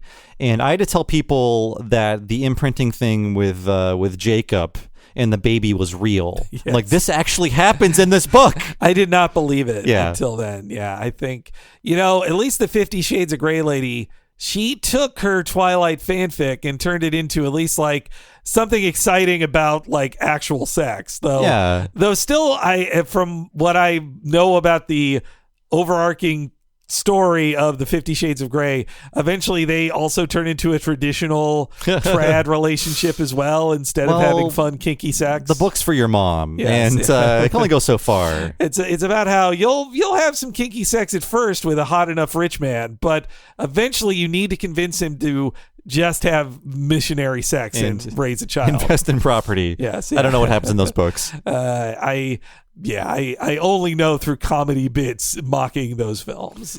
But the breakup stuff, Yes. I had two. I mean, I think everyone's initial breakups are pretty bad. My first two were really bad. And then, like, the rest of them weren't great, but it's just like I felt all those feelings. My heart is now hardened. And I know that being this upset is not really worth the investment. But when it happens to you, this is very accurate, in which like you are crying, you are like inconsolable, and then you are just catatonic. Yes. I was very much Bobby, like lying on the living room floor for a few weeks. And I like that they have that, because like it's not as exciting as just like the woman in tears crying and eating chocolate and having like gal pal chat or whatever. For Bobby, it's the very realistic, I have nothing, I have no one, there is no future, I'm just going to lay catatonic on the floor. Life is over and I don't want to do anything. Yeah, again, I had it around this age, or middle school, high school, I went through some of these emotions, but not in a dating context. Usually, though, it was me,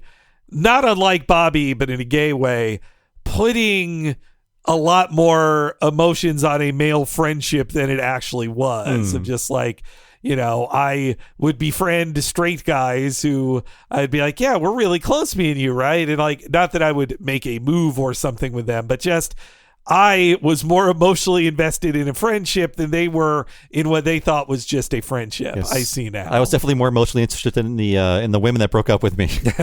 So they weren't crying as much. I'm sure they were happy to be done with me. Hey, we're all happier now. Yes. Though. That's why it's fun to watch this now, as opposed to when this episode aired when we were both like 16. We probably weren't in the right place to appreciate it. No, I didn't see it when it first aired. I saw it after I had been broken up with a few years later, and I thought to myself, I should have seen this first. And for the longest time, it was hard to watch this because it's so realistic. That's why it won the Emmy. It's such a realistic depiction of a breakup, of a very young breakup. Yeah. And Marie was never Bobby's girlfriend. That I never did that. I never went that far. I was never that deluded. But it took me a while to learn when the girls I was interested in were just having me around as a laugh. And I learned over time a key signal of that is when they would call me Bob Mackey. They would use my full name in a kind of a mocking way. And it happened as late as my 30s. Oh, damn. When I was trying to date in my 30s, where talking to a woman, we're getting along well. It's like, okay, maybe there's something going on here. The next time I see her, hi, Bob Mackey. Like, I'm a little like I'm doing bits for you. Is that what I'm doing here? It's a little sing-songy, just like, hey, it's Bob Mackey. It's funny. Your name is Bob Mackey. Come here, dance around for me. Ooh, that's rough. I'm sorry. Yeah. Like, it cuts me like a knife when everyone's like, hi, Bob Mackey. Just like, ooh. I remember everyone just like, are you mocking me? What's going on here? I think my parents, not in that way, but when my mom first learned of you, she of course said like the guy. Right. Yes, yeah. I'm sorry that's followed you your whole life. If you say my name mockingly, like, it's funny I'm saying the word Bob. Hey, can you imagine? Yeah, the very idea, yes. Yes, but I mean, I never really fell for that. I never deluded myself into thinking that, but I did learn the signals, and that was important for me. It takes a lot of time in that. But I also just love that Bobby, his just needy emptiness of like, just tell me why you were dancing with all those guys. Yeah, he circles back when she's like, we weren't dating. Yeah. And he's like, no, I want to know. Yeah, he's like, no. This is the more important question I have to answer now. Please. It's all I need to know right now.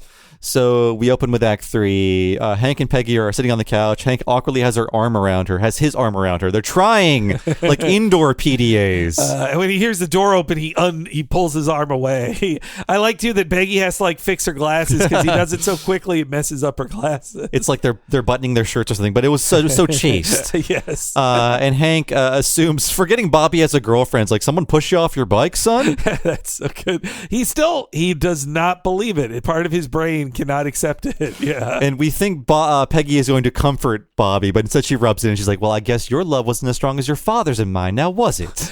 That is one of the all-time great Peggy moments, I think. Like, it shows that she is not just the overprotective mom. She is that petty that when her son is coming and sobbing, she's like, time to score points. Kick him while he's down and let him know that my love is stronger than his. I like that Bobby just responds, yeah. God, it's so funny. And then we jump to the alley. All the guys are looking down at Bobby. He's weeping on the couch. He's just saying, I kissed Marie on this couch. And Bill is offended. He's like, now, Hank, that's not what this couch is for. You have to put it to a vote for a family member to use the couch. I love that. And even Hank is not comforting. He's like, it's only natural to be sad, but the couch is a happy place. It's like a little forceful. He's like, a happy place. Like, yeah, you're not supposed to cry here, Bobby. It's a fun way for Hank to, in general, do what Hank always does, which is tell someone to bury their emotion. Yeah. And I do remember, we're getting to the end of personal stories here, by the way. I remember my parents trying to console me. I was inconsolable.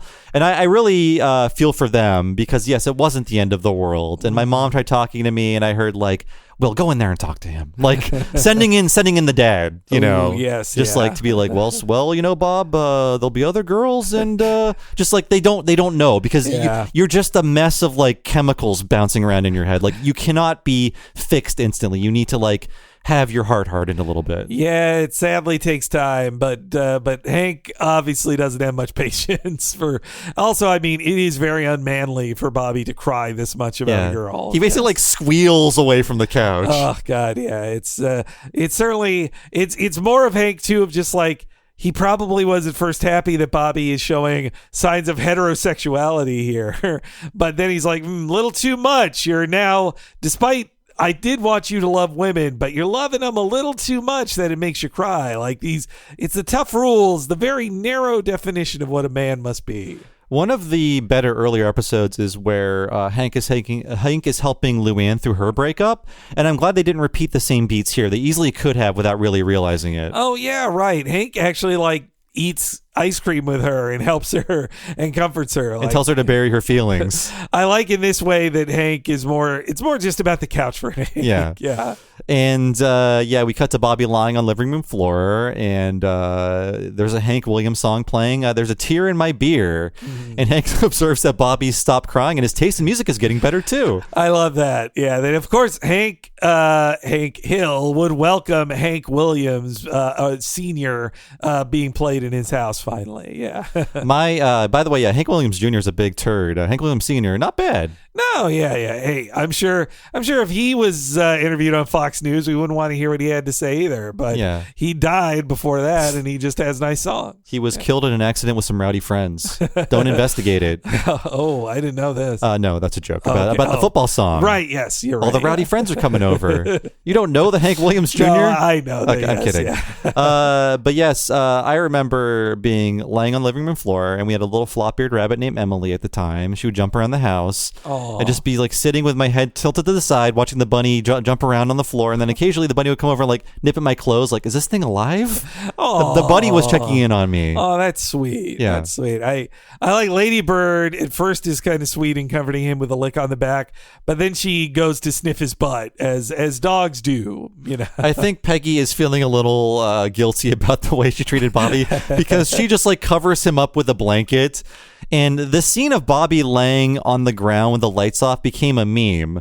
Have you seen this? It's oh no, I haven't seen this. Bobby is laying on the ground and someone has photoshopped the same image, but a glowing hologram, the soul has lifted from his body. Oh, that's cool. Yeah. I haven't seen this one. Oh, that's awesome. I'll keep an eye out for this meme out there. It's very, very funny. It's not like an animated GIF. It's just a fun image of the soul has left the body. That's how depressed someone is. That's definitely what's coming through. I also was curious.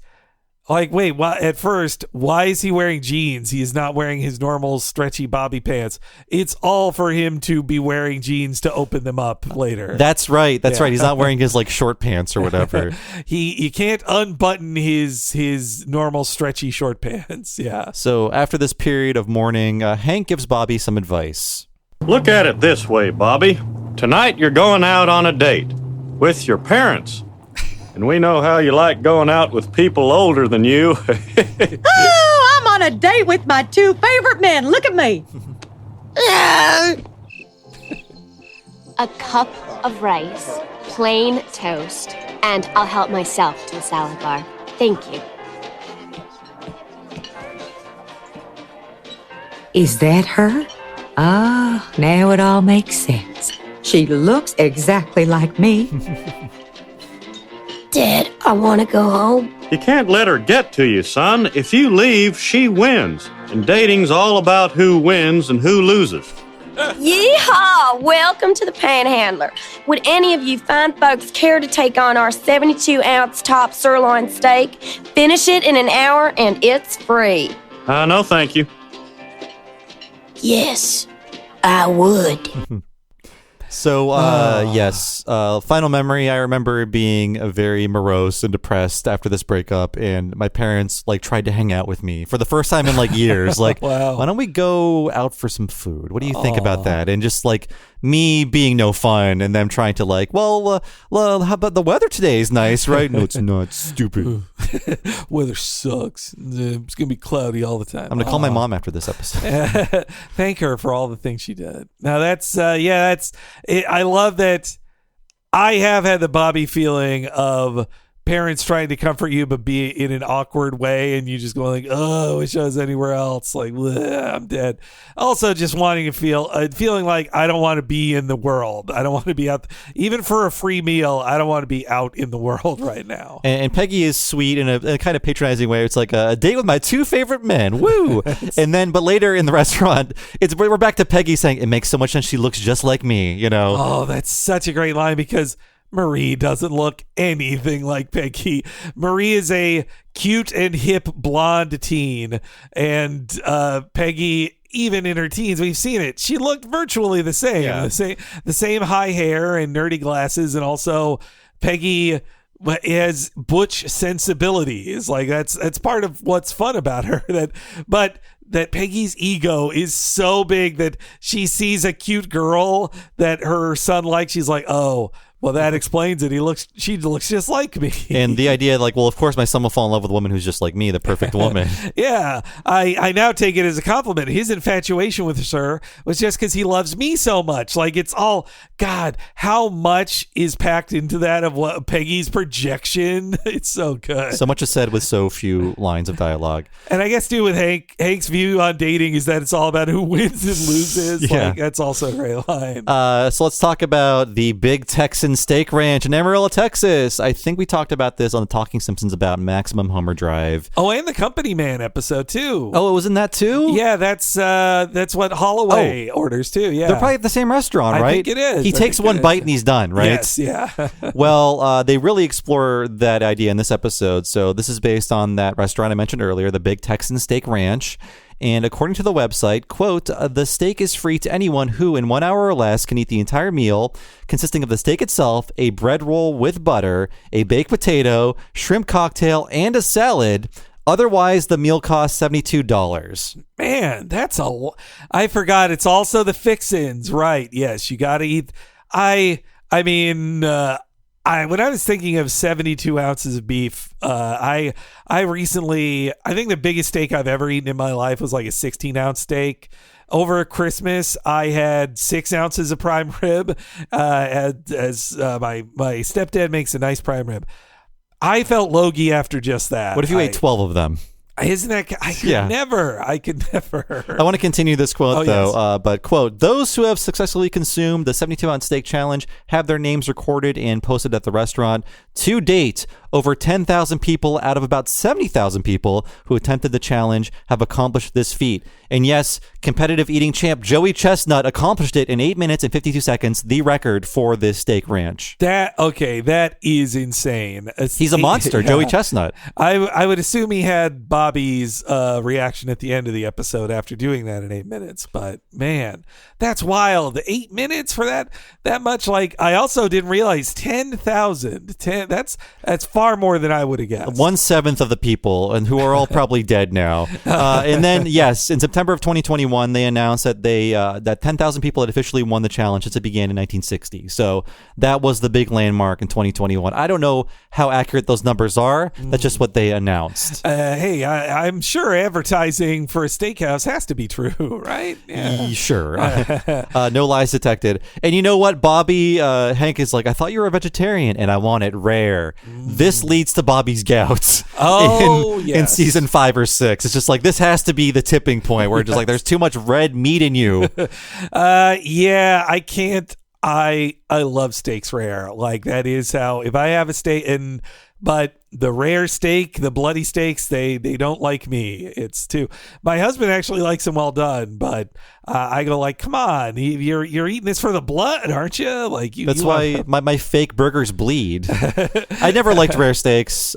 Medium well was my jam, but I stopped eating steaks like 20 years ago, so I don't really remember. There's the Tim Robbins sketch about sloppy steaks and pouring water on them, and that's the bit in it. But I don't need to pour water on a steak to slop them up. A rare steak already pretty wet, a very, very wet steak. No need for the au jus sauce or gravy or whatever. But again, even though my mouth is watering as I describe steak,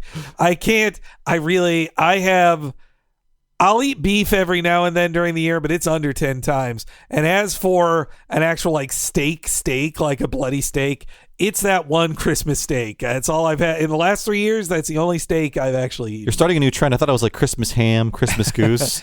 Get me the biggest steak you can, boy. My stepdad likes making prime rib. And you know what? I got to take that back. I had 2 steaks during that trip because it was only 4 ounces of a filet mignon, bacon wrapped one that I got for free thanks to Bob. Right. Steak. Thanks to Omaha Steaks. Yeah, my family really appreciated it, Bob. Excellent. We all ate well that night, and we thanked Bob Mackey. Well, their potatoes were good that I ate from them. Yeah, I'm sure they were. Their hot dogs and burgers were fine too. Yes, but this isn't an ad for Omaha Steaks. No, they're not paying us yet. Yeah. So we get a steak montage next. A lot of things are happening here where this giant toilet seat sized steak is plopped down in front of Bobby. The waitress goes over the rules, like no one can help you chew or cut the meat, and you can't get sick before you finish. I think you're allowed in the steak challenge at the ranch, you're allowed to cut into it to make sure it's done enough for you, but you can't actually eat it. So you're allowed to take like one cut into it. Okay, interesting. Yeah. And I guess I wonder if they have bathroom rules like that too.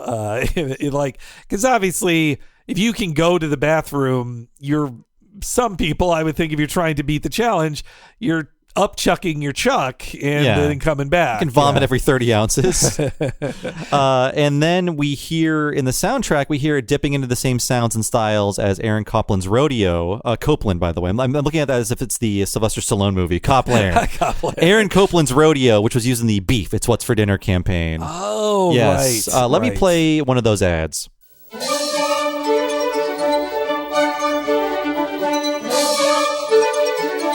Tonight in Bay Point, Maine, it's beef bourguignon.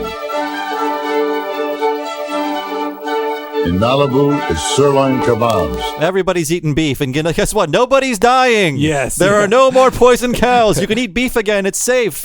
It was shocking later in life to find out that those commercials were only done as a response to negative press from people dying from mad cow. I think at first Ebola? It was mostly the coli thing. Right, yeah. And everybody made jokes about it. There's Simpsons plot lines based on it. Children were killed by poison burgers. Well, not like maliciously poisoned, but like tainted meat.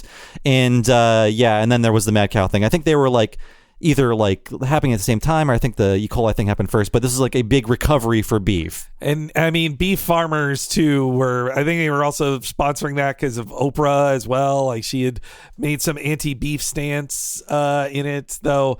I mean, now I've seen, I don't know if it's as much of a culture war talking point as it was a few years ago, but like, beef is being discouraged as even a thing you cook on like cooking channels on YouTube made a point that one of them was Epicurious, which I like their videos. I like watching them cook things. I've learned a few things about cooking from, but they made a point a couple of years ago of like, all right, we're not doing no meat. We're still cooking with meat, but no more beef. It's just beef is so much more, their stance was it's so much more wasteful and bad for the environment to farm beef than any other type of meat that they just stopped doing it. And I think others followed suit. And then, of course, the culture war response from the right wing was, I'm only eating more beef. You're saying beef's bad? Well, I'm going to eat more of it. Yeah, I mean, the show was commenting on this, but like steaks are associated with masculinity in a very silly way where it's like, well, You're not killing the cow. You're not like preparing the meats. I mean, you're not like slicing the carcass up. You're not in the factory. You're not doing actual work. You're buying a shrink wrap steak from a supermarket and putting it on your nice grill. It's like you're not a man. You want to imagine you're Kevin Costner from Yellowstone hunting your own cow, or well, I guess slaughtering your own cow that you own on your ranch. But no, you bought it from a store just like all other food in your house. But you want to think you're a cowboy for sure, eating your steak. A roommate of mine, his family were hunters, and I lived with him for like 1 year.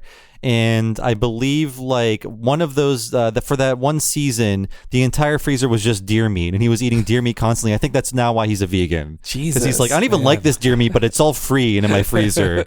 That is a bit much. Yeah, I think. Growing up, first time I saw a deer was the carcass of one being dressed in a friend of the family's front yard. Oh, was it being like bled out into a bucket? No, I mean, it was like literally being like sliced apart. It was a headless deer being, all right, skin off first and now dismember the arms and legs. It was certainly a strong memory. Look, sweetie. That was the same day I watched Return of the Jedi for the first time. It was a big day for me as a kid. Wow. You saw a lot that day. Also, I have, as a Bobby growing up, I had a lot of things tied up in my dad and steak, in that my dad would always tell me I was cutting steak the wrong way. And he really got in my head about like, no, I wanted to cut off, I guess, according to my dad, the way a man is supposed to eat steak is cut off piece, eat piece, cut off piece, eat piece. I liked cutting like 3 to 6 pieces off at a time and then eating them in a row.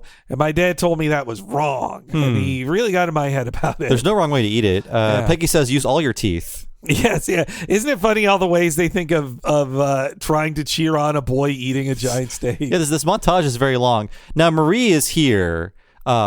She's not here because Bobby's here. Her parents took her here. And I think Marie is upset because her parents took her to a steakhouse. Yeah, she should be pretty put off by it. But yeah, the way Bobby is doing it to like show her, or he's doing it to piss her off because she's a vegetarian and here he is eating a ridiculous amount of meat. But it's like, I don't know. This is where I think the show gets slightly too mean to Marie, because I mean, she did break his heart, but I thought in the first 2 acts they make it pretty clear it's because he imagined a closer relationship than they had. By the way she is trying to bring him down and telling him like, you're making a fool of yourself, Bobby. Like she's trying to tear him down. I was like, well, she wasn't like that before. Yeah. Like I guess you could try to excuse it as her like, well, she's also like an in-your-face vegetarian who's, exploring this idea for the first time and being maybe a little too aggressive about it. And also, I guess she is also an immature kid who her reaction to a boy doing something to be mean to her is to try to tear him down back. Like they're just being mean to each other back and forth. But I did think it made her a little too mean than she was in the first 2 acts. They were a little more careful in the first 2 acts. You're right about that. But yes, about halfway through, it seems like Bobby has given up, but he stands, pauses, and unzips his shorts. So it's like time for more food. His gut is distending, and he needs a little more space. And I guess like there's one last bite. He's got like a Old West stare down with Marie. In this cuts scene. back and forth is great. Yeah. And he still is being funny. It shows that he's got back his sense of humor too. He said he wasn't going to be a prop comic anymore, and now he's decided he is going to be a prop comic again. And even Marie's parents are into Bobby winning, which is a funny reveal. Yeah. Well, of course, because this is also Bobby using the culture against her, that everybody's going to root on a boy eating a giant steak over their vegetarian daughter who probably they find her annoying. They are wrong to find her annoying, I'm saying. But Bobby's successful. He wanders away from the table and he's very bloated. He bows to the crowd. We cut to Peggy and Hank embracing in a very chaste way. When they pull away, share a little kiss. Yeah, it's just a little peck. But when they pull away from each other, we see Chuck Mangione is eating at a table behind them and complaining like, "Hey, you two, I'm trying to eat." So everywhere, even when Peggy and Hank try like the most chaste expressions of love, everyone is shutting them down.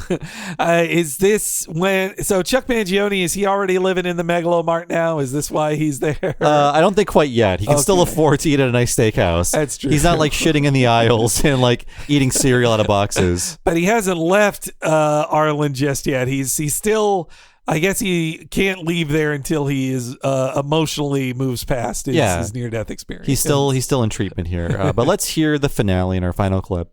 Well, son, the worst part's over. And now you'll realize just how silly... the couch is gone! No! We didn't even get a chance to say goodbye. Hi, Bobby.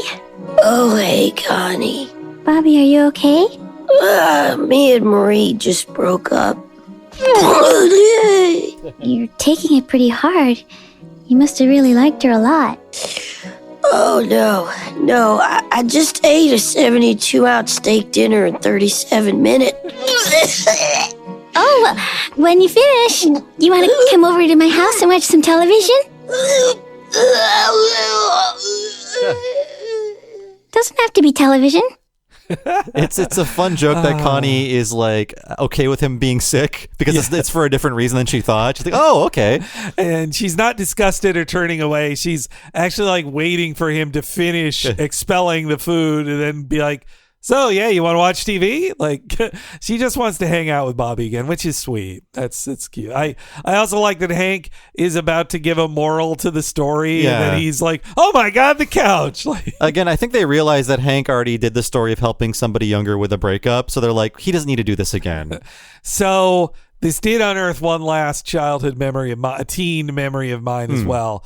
I think I've told you this story before, but just for newer listeners, I never ate a giant steak, but in my teens, I believe I was about 18 or 19, one time I ate 5 Arby's sandwiches in front of friends. And 5 for 5? I did the 5 for 5, and I was like, no, I think I can do this. So I ate it.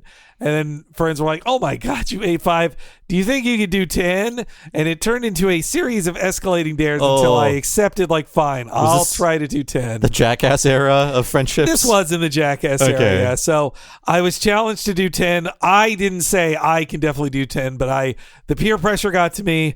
We actually went to an Arby's. They wanted to do this, and also to make this the Jackass era, somebody had a camera and was filming it too. Oh my God! The footage is probably lost, but yes. I hope so. Jesus Christ! So those 5 go kind of fast, and so these were regular Arby's, not beef and cheddar, just a regular Arby's sandwich. First 5 go fast. Next 3 go really slow. I am halfway. 8. I'm halfway through the 9th, and then I just have to tap out. I'm like, because they're also saying I also can't go to the bathroom. It's like you got to sit here, and I'm just drinking so much water because it is all pure salt. I eventually just have to go. Like, guys, I can't take another bite. We get out of the restaurant. I think that we can drive back fine. We drive for 1 minute, and I say, stop the car right now. And I puke in a parking lot, and it's all out. So I got to give it to Bobby he kept it in much longer than I did in a similar situation. And so wait a minute. How long did it take you to recover from that? I'd be like bedridden for 3 days. I think by the next evening I was eating normally. Okay. But yeah. Damn. It was too many. I mean, they should have taken Jackass off the air. It did this to us. Yeah. I don't think we wouldn't have tried to film it anyway if it hadn't been for that. I'm now remembering my friend. You'll like this. My friend with limited video editing experience this is the early aughts, edited it with Punch-Out music. Oh my God. And every sandwich was another round. This is going to be on our exclusive like $5,000 tier.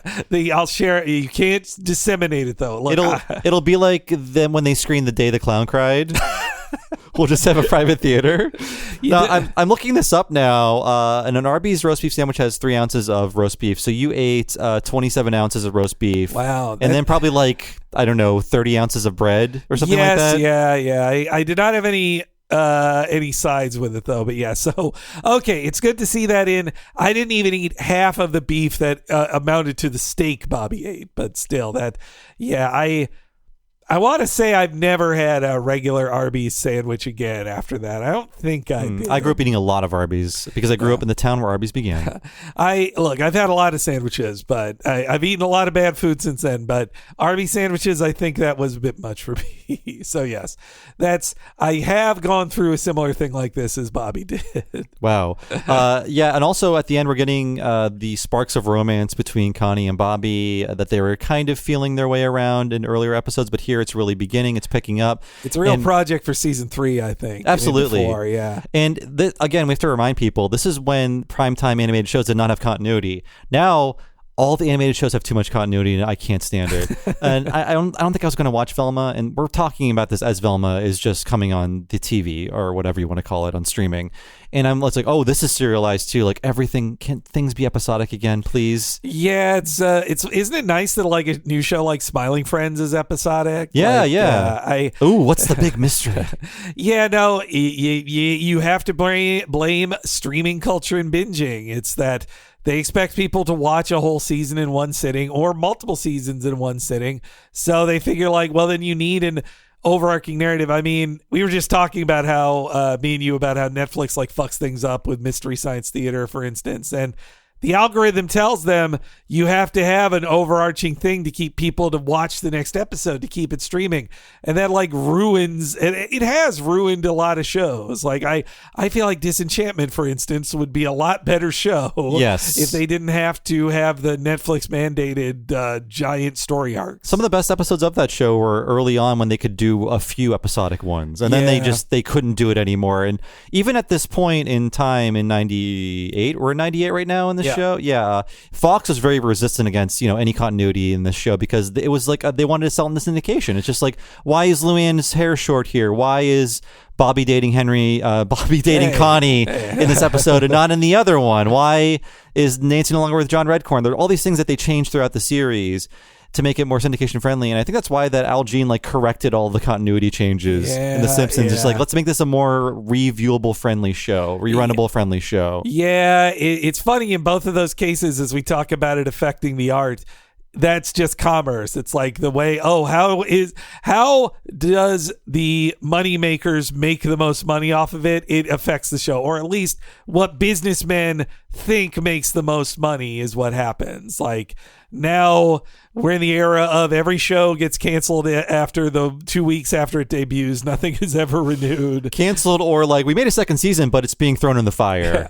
The tax code says it's better if you never see this, so we're just throwing it away. And hey, I'm not trying to be cruel here, but it's interesting to know that I thought I was alone in having all of my work deleted after I did it. But now even TV people are having it done. Movie people. It's not just people that write internet articles. It's legitimate entertainment that's being deleted. I guess that also shows that we were just at the forefront of it, and now the bosses of old websites are now the bosses of the media conglomerations and in charge of the streamers. It's fucked up. It's a crappy time. It really is. Be independent. Go on Patreon if you can. This episode deserved to win an Emmy. I wanted to go over the other episodes that could have won the Emmy. Okay. So not last year, but the previous 2 years, King of the Hill was nominated but did not win. So season 1, Square Peg, that's the sex ed episode, that was nominated, did not win. And then in the second season, Texas City Twister, nominated, did not win. I would not have chosen that one. Maybe I would have chosen the Gary Krasner episode, the Christmas one. Very, very touching and funny too. Yeah, this is the one that won. I'm looking at the other years here.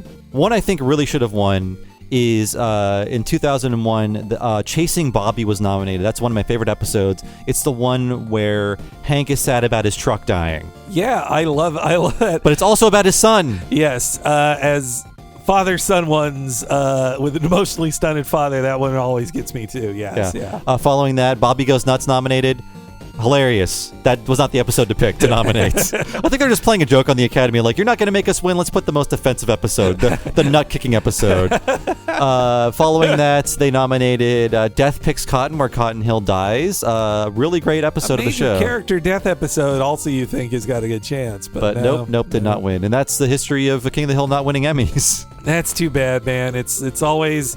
Usually, it used to just be Simpsons, and then it becomes Simpsons or South Park is killing them. But we've had literal like friends who make who make television shows that always lose to the Simpsons as well. It's really too bad. It's not fair. But yes, great episode. And another programming note to remind you: next time we are not covering Peggy's Headache. We covered that 5 years ago. There'll be a link to it in the description of the next episode, which is Pregnant Pause, and we'll see you next month for Pregnant Pause. Thanks a lot.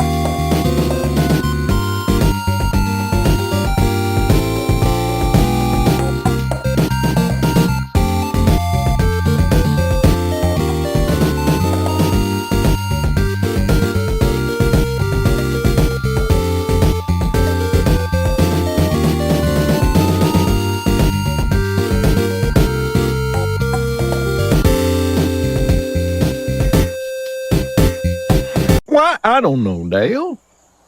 No, I didn't see a thing. I bet the city just hauled it away. I know, Dale. I know. I miss it too.